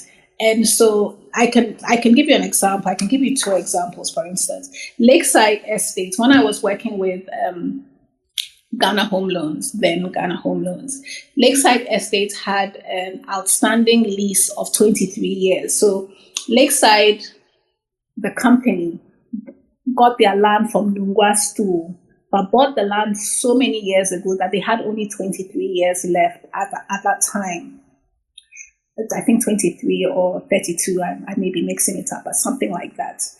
And in Ghana, well, at least for Ghana home loans, if your unexpired term, and unexpired term means the number of years you have left on the lease, means if your unexpired term, is 20 years or less, they won't give you the loan. So people had to start making a request for a renewal. And they renewed, like they had a blanket, they had to go and renew with the Mingwastu before they could then come and give their sub-lessors, that's just the term, to the people who bought from them at least. And I think it was 10,000 cedis. And they even gave a payment plan for it, right? And Lakeside sells their plots for $35,000. So it's nowhere near what the market price, the prevailing market price is. And I recently, and this is as recent as December, worked on something for a client who had property at Westlands, and it was half an acre of land, and he paid 80,000 cedis for it, for the renewal of half an acre. So you're not paying, like, it's not like, it's okay, now the land is now 500,000, so come and pay 500,000. No, that can only be done if the person is a new buyer. But the way the renewal, the law works in relation to renewal, the person in possession has the right of first refusal, and the person in possession cannot be recharged for the use of the land. It's just a so it's more like a token. It's more like a token. So it's unfortunate that generations to come will have to pay, but I mean, it's based off the assumption that there are people who own the land who are not yet born. So if there are people who are going to enjoy the land who are not yet born, they would also have to pay for it. That unfortunately, that's just how it is. That's the law. Thank you. You're welcome. Dansoa, if I may add to this matter, I used to hear about this renewal being a token until I heard of government land. Someone had he has a hospital in Northridge, with some other businesses on it, and to renew the lease was 1 million cedis 2 years ago. And at that point, I think future generations' eyes will be more open to these things, where it's no more a token. It starts to become some way. But maybe that was an exception. But no, I I get what you mean, and to be honest, government renewals are probably amongst the most expensive. But you must also appreciate that land in Ridge, that land is going to be quoted in the millions of dollars. So if you are looking at it from a proportionate way, it's probably about the same proportion. But to that, and there are certain costs that come with owning property, and the cost of renewal is one of them. And so when you pay property, I mean, when we're in school, there are some things you learn and you think are so abstract, but finally make sense. When you own property, and there's a course like we did in school called, obviously, land valuation, where you're supposed to assess the value of a property based on the unexpired term. And the assumption is always that when you have a property that you don't own outright, you are putting away an amount regularly to pay for the renewal, right? It's called a sinking fund. So let me just put that out there, because there are lots of renewals that will become due in our lifetime. If you're looking to own property, looking to invest in property, you must commit to setting aside money. There are funds coming up to do that now. I can't say too much about that now, but there are things coming up that would create an avenue for people to invest into their lease renewal, and something potentially you can do for the generations to come. But it's a cost that you have to factor, lest it take you by surprise, or your descendants who you planned to inherit this wonderful property that you have are slapped with a bill that they can't pay. So it's something that you need to be mindful of. So that's why, real quick, is there a property tax in Ghana if you own a piece of land that Yes, you the pay to the property government? tax you pay. Yes, yes, Oh, yes. then There this is is. not fair now. Then they should have a uniform price, a percentage for the renewal then, right? I do agree with you as to what it Because should be. Yeah. when you said put away the sinking fund, I was trying to equate it to our system where if you have a piece of land, you pay property taxes every year to the government, and depending on the value of the property, the taxes will You go up pay or a go down, corresponding right? rate. Yeah, Yes. yeah, So I was yeah, thinking of it in that sense. But if you already have the property tax and then you have to also go pay the renewal, and there yeah, is no uniform way of valuing the renewal, and it could be yeah. valued based on the It could current potentially be value of the arbitrary. land, that's just not. Anyway, please Yeah, move I on. agree with you. I agree with you. There's so much that needs to be looked at as far as that is concerned, because it's just a gray area, and a lot of clients that I have dealt with who don't come from Ghana, it's very difficult for them to wrap their head around, especially the fact that they don't even know what the renewal amount is going to be until very close to the expiration. It doesn't give a person comfort. But what I can say from my experience is that the leases are always renewed, and barring some exceptional cases, it is always a figure that is manageable. I vote that we bring David back to Ghana to come and run Lands Commission. All in favor, I say know, aye. right? There's so much that needs to go because it's just not relevant anymore. But I mean, we hope things get better. Okay. All right. Thank you, David, for that question. So now we move to Prince. Prince, let's hear your question. You've been itching to speak. Hi, Prince. We can't hear you yet. Hello. Okay, let's circle back. Let me hit Prince up on the private to check on his mic. So, Danswa, while we wait for Prince, it's we are going to start wrapping up soon. So, I just want to ask some rapid fire questions, more like action points for people, uh, questions that people can really act on. So, quick one: should I buy or I should build if I'm thinking about property that I would own? Um, Elika, you want to put me on the spot. So again, it's a yes and no question as to whether to buy or build. Building has its advantages. If you are building, you can inform your own style, you can inform your own budget, you can go at your own pace, right? If you are building.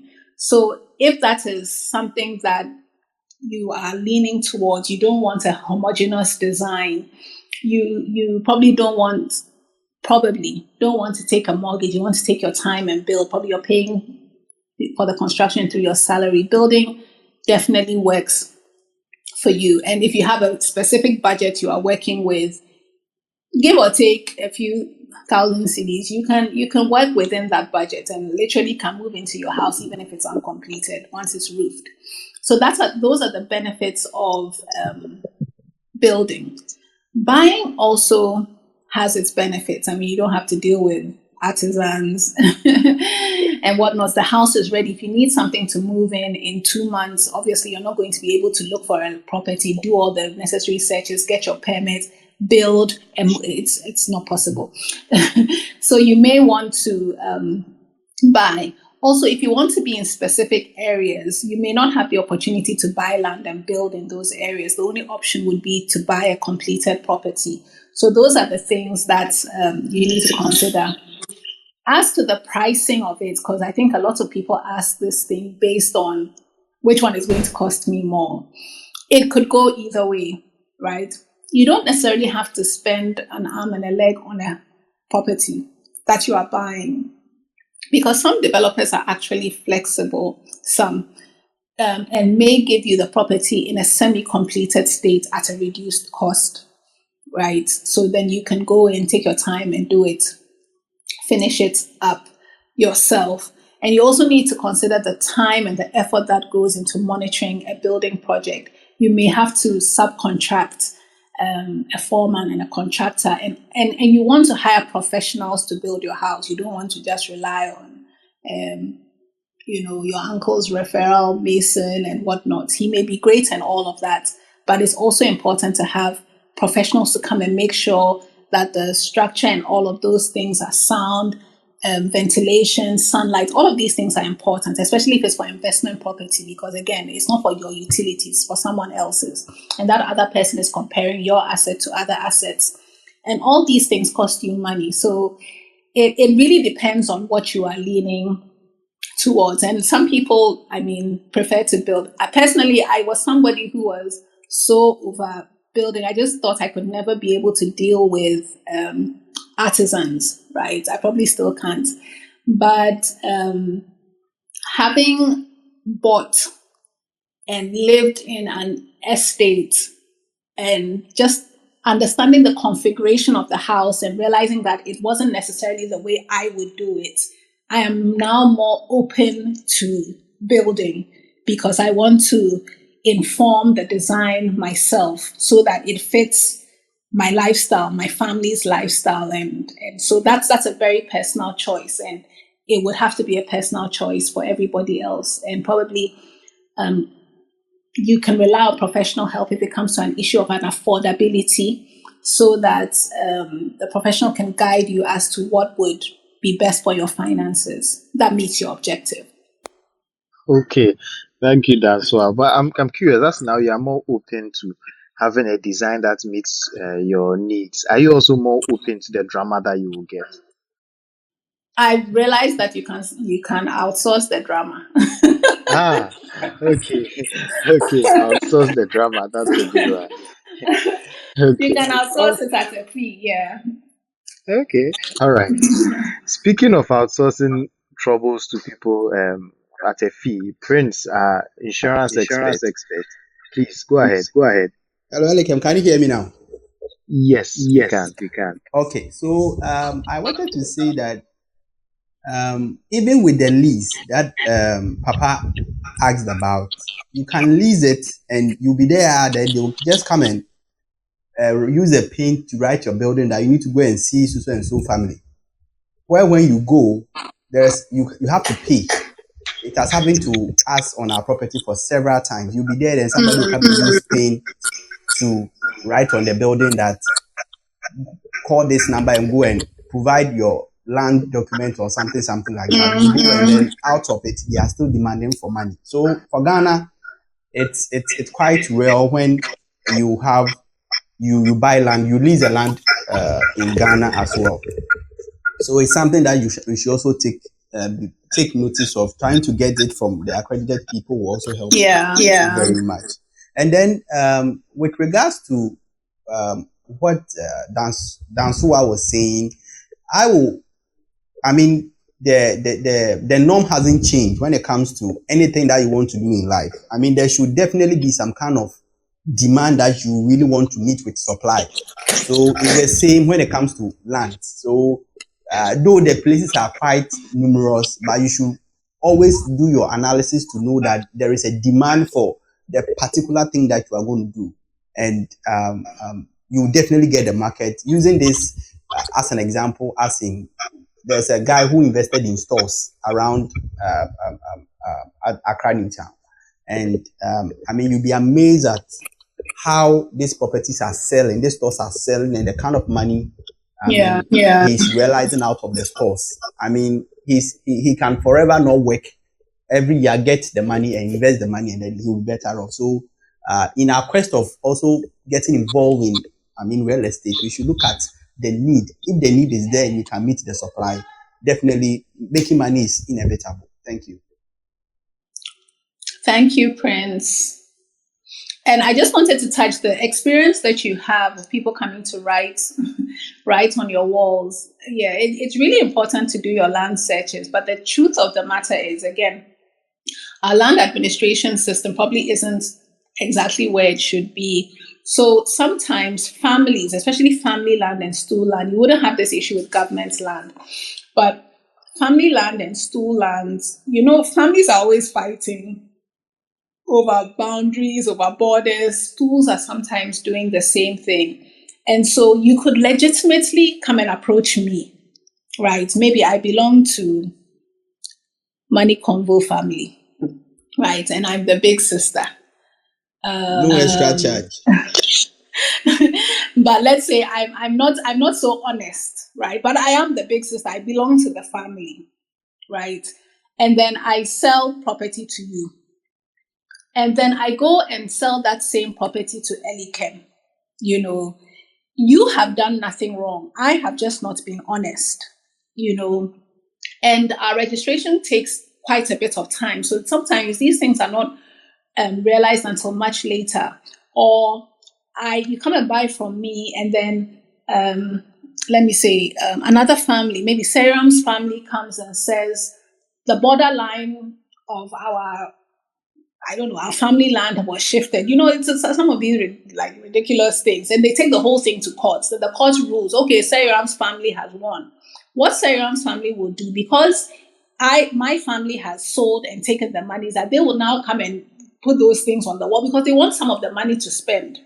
You know, so that is when you have to now be paying this person and that person. But I think that a proper land secretariat where a register of all the landowners, be it families or schools, are there, it provides a safe haven for potential clients, prospective buyers to just go and check and say, okay, if I'm buying land in this area, it falls under this people. This is their representative, so that if there's any issue, I'm not the one who has to pay again, right? But like I said, it is what it is. So we can only hope for the best, but it's just a reminder to everybody that make sure you are doing the necessary checks before you part away with any money, because it can be sometimes very mean on the streets of Accra. Hello, It is what it is. Dansoa. Yes. Do you sell land? No. I've sold land. I've worked in companies that sell land. Yes. Okay, that's fine. But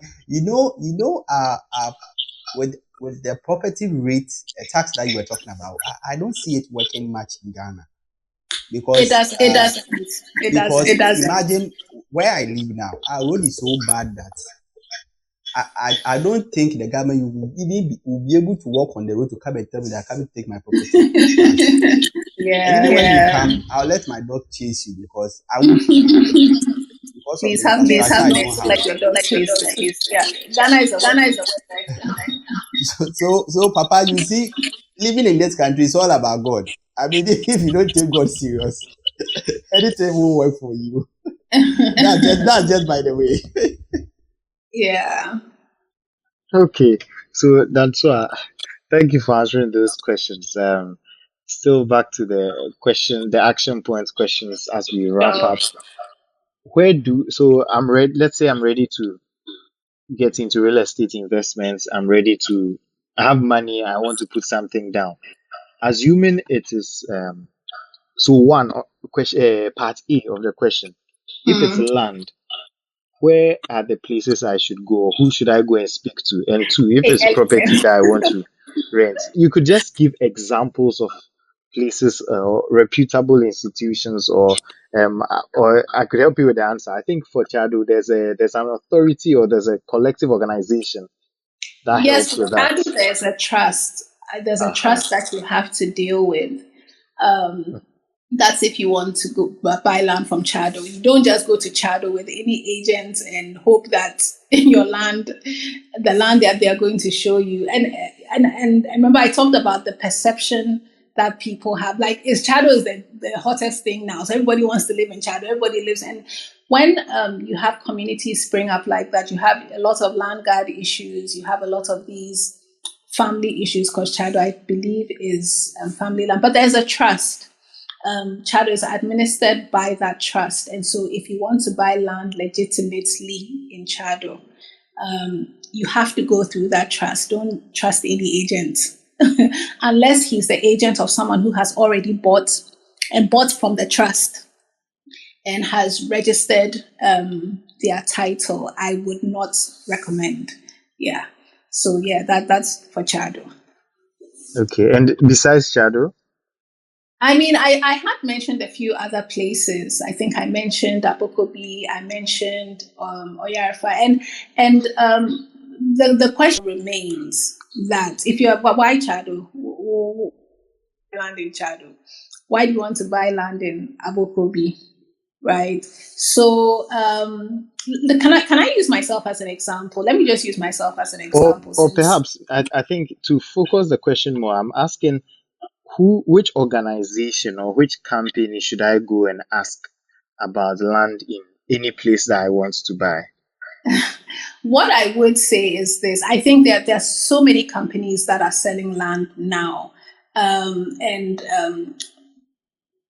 barring me having done the due diligence myself and being 100% sure that you're going to get exactly what you want, I would refrain from recommending any company. But there are so many companies that sell property, but you would still, whether company or individual, you would still be required to do your due diligence. But as an individual also, it would depend on what your objectives are, and then also what your lifestyle is.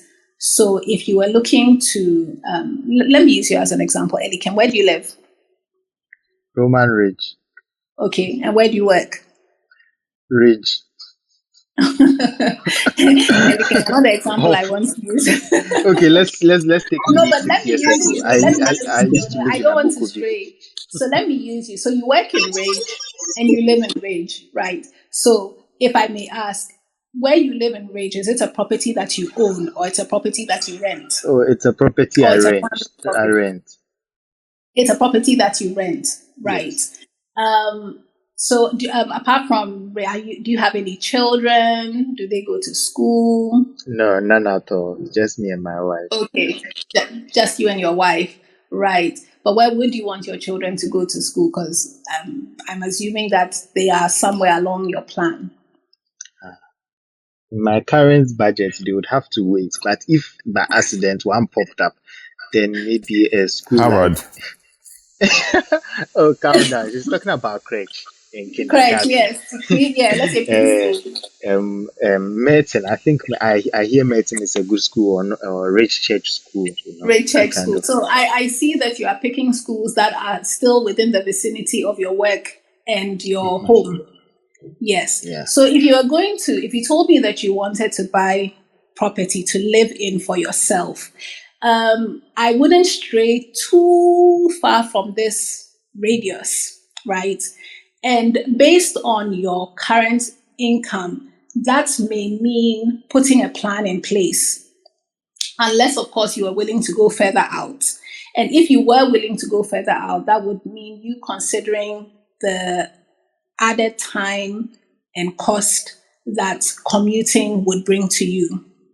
So when people ask about where should I go and buy property, it's never really, okay, go here. Everybody, like, it's never really that answer. It's really, really always a personal response. But like I said earlier, if you wanted to buy land and you were within, probably 100,000 cedis and below. Now, I mean, if you're going to buy any land in Accra, you should be looking to spend at least 70,000 cedis.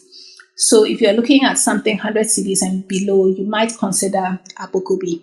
That's if you want the east side of town. If you want the west side of town, you may be considering Wager, perhaps Bawi. But I even heard Bawi land prices are like 120,000 cedis. If you have a bit more, you may be considering Anadenta. Perhaps Dansuman is also quite high because Dansuman is considered prime. So it would really all depend on where you are. I mean, when I talk about where you are, it's where your finances are and whether you wanted to do something that you could build on immediately or something that you were willing to wait. I had a client who said he had something in OEB and he wanted to build something for rent. And my advice per his objective was you have to wait. You have to wait because the market is not ready for what you want to put up. So it's going to take you a much longer time to reach that objective, your cash flow objective. So it all depends. But these areas that I have mentioned are areas that are not too far off from the main city. So Oyibi is not too far from Adenta, which is not too far from East Legon, which is town, right? Even Wager is not too far from Dansoman, if that is the side of town that you are on. Pokwase, Amasaman are also not ahead. Those areas are picking up now because of the highway, which has reduced the traffic somewhat. So if that is your circle of convenience, be it that maybe you have family, your kids go to school, your work is not too far from your work, and that makes sense for you. These are all areas that you might consider. Okay, thank you for that. And that's why, sorry for putting you on the spot. Mimi and I are having a good laugh on the side. But Mimi it knows comes I will to not. Yeah, but go on. yeah, it comes to this point that we make regularly when we are talking about investing. There's no one size fits all. It's difficult for us to give a simple answer to people, but people would like a straight answer. But it all boils down to ifs and buts. What do you want? What would work for you? If this, then that. If this, then that. And it ends up being a long conversation, and people just want quick answers. So there's no quick answer to some of these questions. There's no quick fix to these kind of situations. It requires a lot of due diligence and a lot of thinking. Or what do you think? I agree. Yeah. It's like someone coming to a financial planner and saying which investment is going to give me the most money. You know, you need to wonder over what period of time, what's your objective, what's your risk tolerance. You know, so some people can't stand the fact of T-bills, you know, crypto, and real estate is a lot more you know, and people change a lot, including ourselves. So I think if I'm going to be the most specific I could possibly be is if you live in an area, whether renting with your parents, and you are looking to buy, I'm sure you chose that area for a reason. It must appeal to you for a reason. You can look out for what is available in your environment. And if what is there is probably too expensive, you can consider the options that I gave of partnering with a person or people into the next community. So just keep on going layer by layer. Don't live in Dansoman and say one day I'm going to buy land in Chado. It doesn't work like that. You know, because if you have lived in Dansoman, everything about you revolves around Dansoman. You can't just make that shift. It's not only a physical shift, it's a mental shift as well.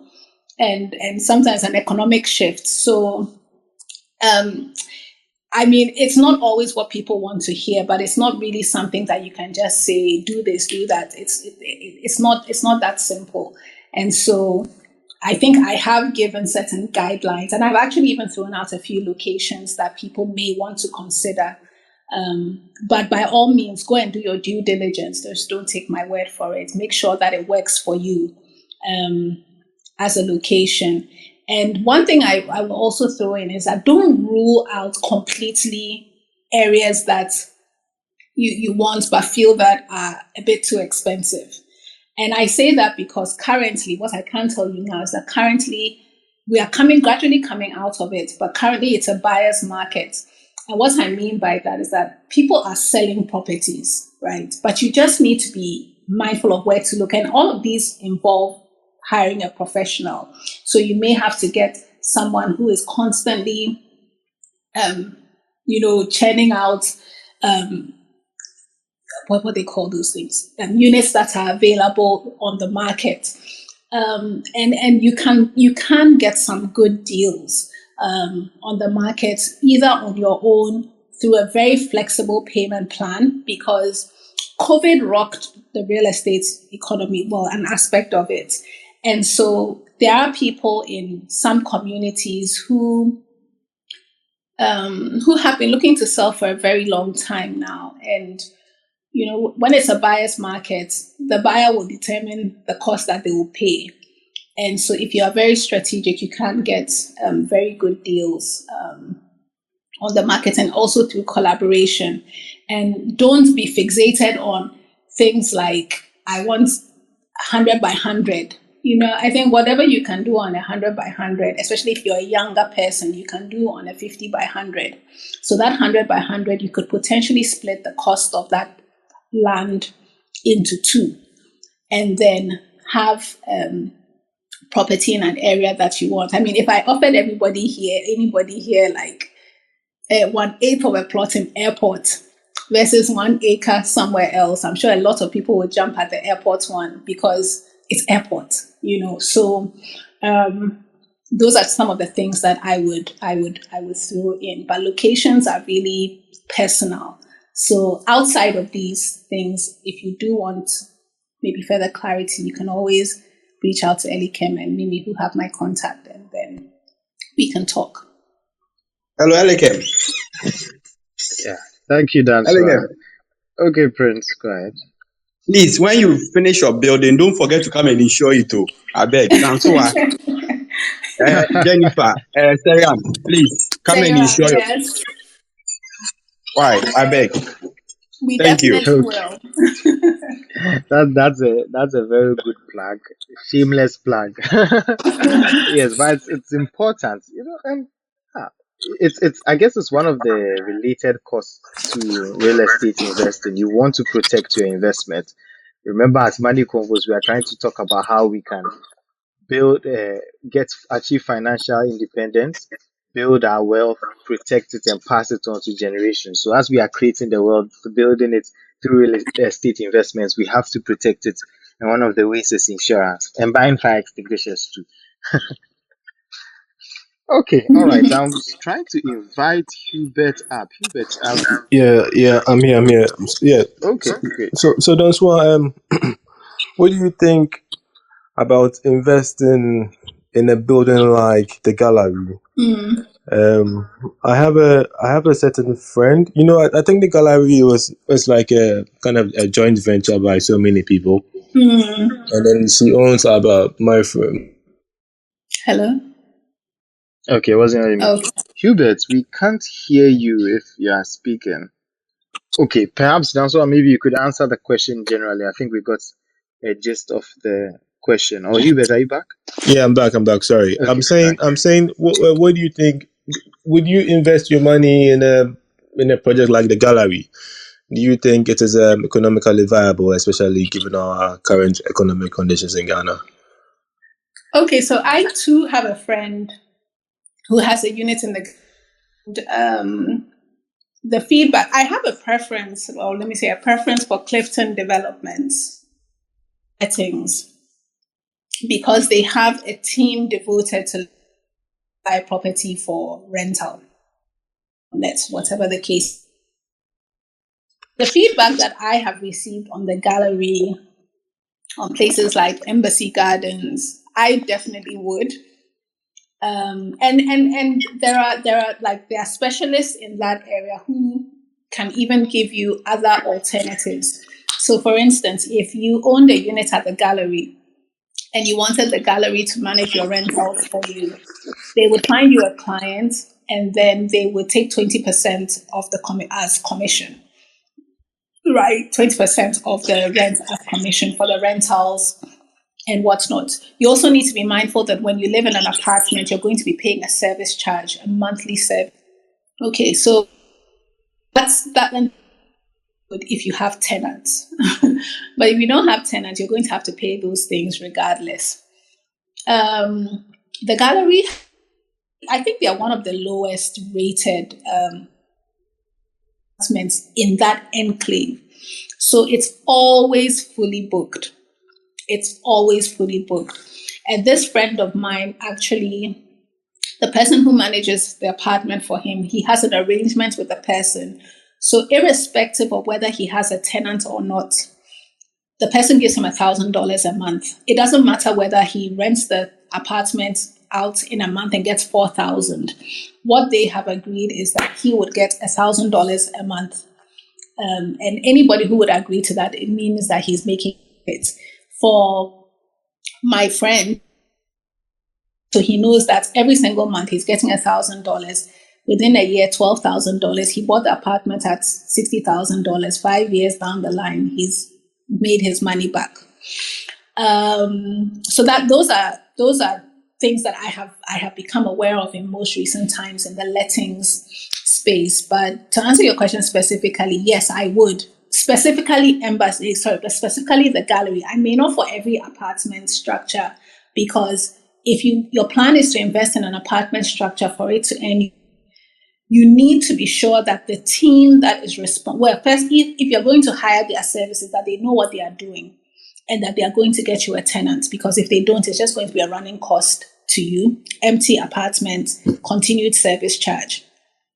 If it is something you want to do yourself, because like most Ghanaians, you don't want to pay a service charge to somebody, you need to be sure that you have the clientele also, running cost, empty apartment, and it's not really much of an investment. So I would invest in the gallery, and anyone who is considering investing in apartment structures for the purpose, please make sure that the company that you are understands, has links to the client base that does. Other than that, you're going to have very, very, very high vacancies.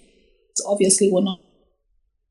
I think in airports, it's like a 50% vacancy rate. That means of all the apartments that you see, 1 out of 2 is empty. So it's not much of an investment, even though it is sitting in airport residential area. Yeah. All righty. And that's why I think I know the person your friend deals with. Yes. Okay. I know of that arrangement. You know that. I love. Oh, yes. And I love the gallery. I've been there, and it's a very decent place, well organized. So that kind of structure really works. And the price is like right. you said, you have such an agency. And the price is right. Yeah, because they recently launched another development, and the 1-bedrooms, which are the highest occupancies for Airbnb, are sold out. So obviously they have a structure that is working. So it's a make sure you're buying from the right person. Yeah. Okay, great.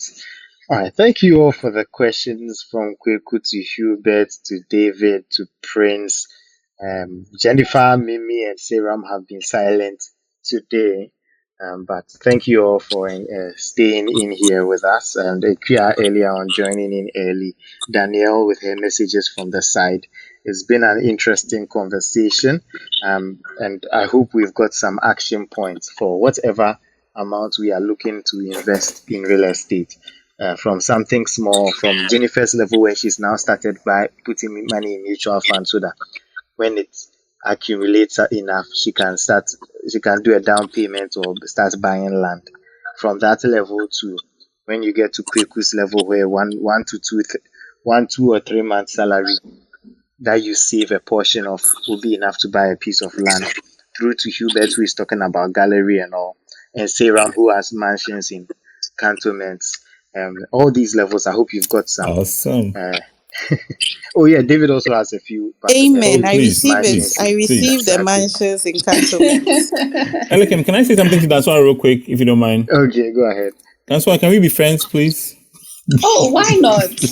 Oh man, I got a million questions for that one, but another day. Yeah.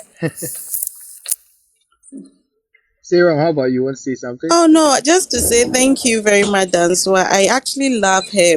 This is the second platform I've listened to her speak. So yes, I've learned a lot from this session. Thank you, Danswa. Thank you too. Thanks for having me. Oh yes, and thank you, Mimi, for bringing Danswa. She's been. I enjoy this conversation. Very enlightening. Yeah. That's why I'll be stalking you from now on. So every room that you are speaking in, I'll be popping in the room and listen to your great wealth of knowledge. Probably my second time on Clubhouse, but I'm going to be very honest. Oh, and it has always been. Please come more often, okay? At Mimi's request. So please thank Mimi and Elikem. Okay, Mimi and Elikem, please bring Danswa back every time No, because I have more to learn. yeah. Okay. So I mean, if there's something that you're like this group and love I have for the wonderful, Hi, Danswa. You are breaking. let them know what it is that you're Hello. for people. Okay, Danswa. I think you are breaking. So perhaps you could Hello. start again. You said if there's. Yeah, I think No, it's so better now. You said if if there's there's anything. anyone here Mhm.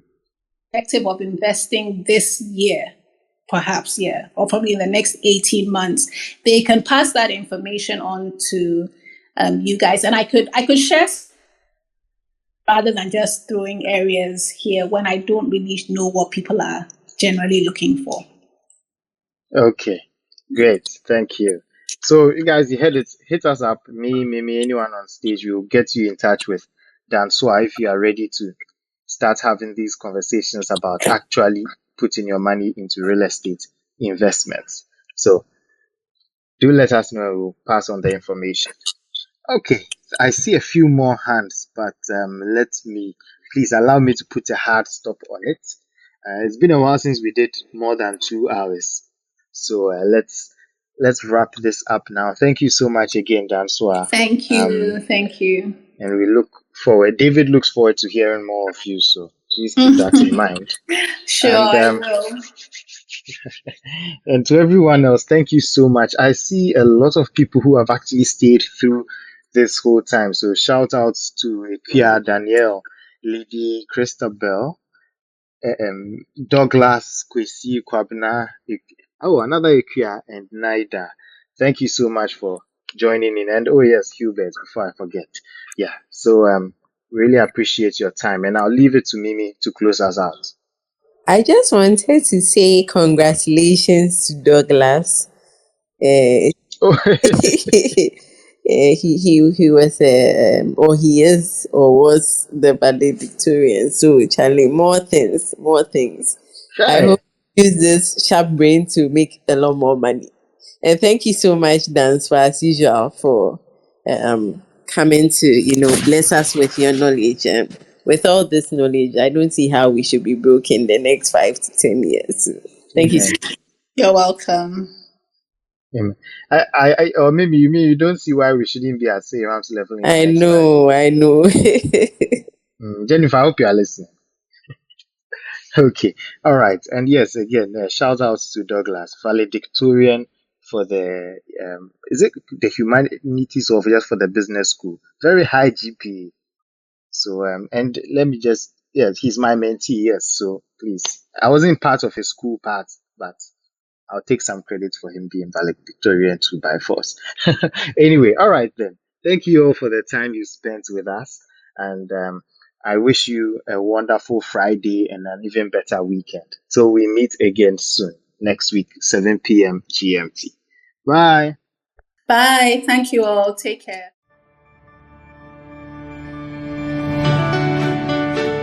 Thank you for taking the time to listen to our thoughts. I hope you learned a thing or two and start practicing.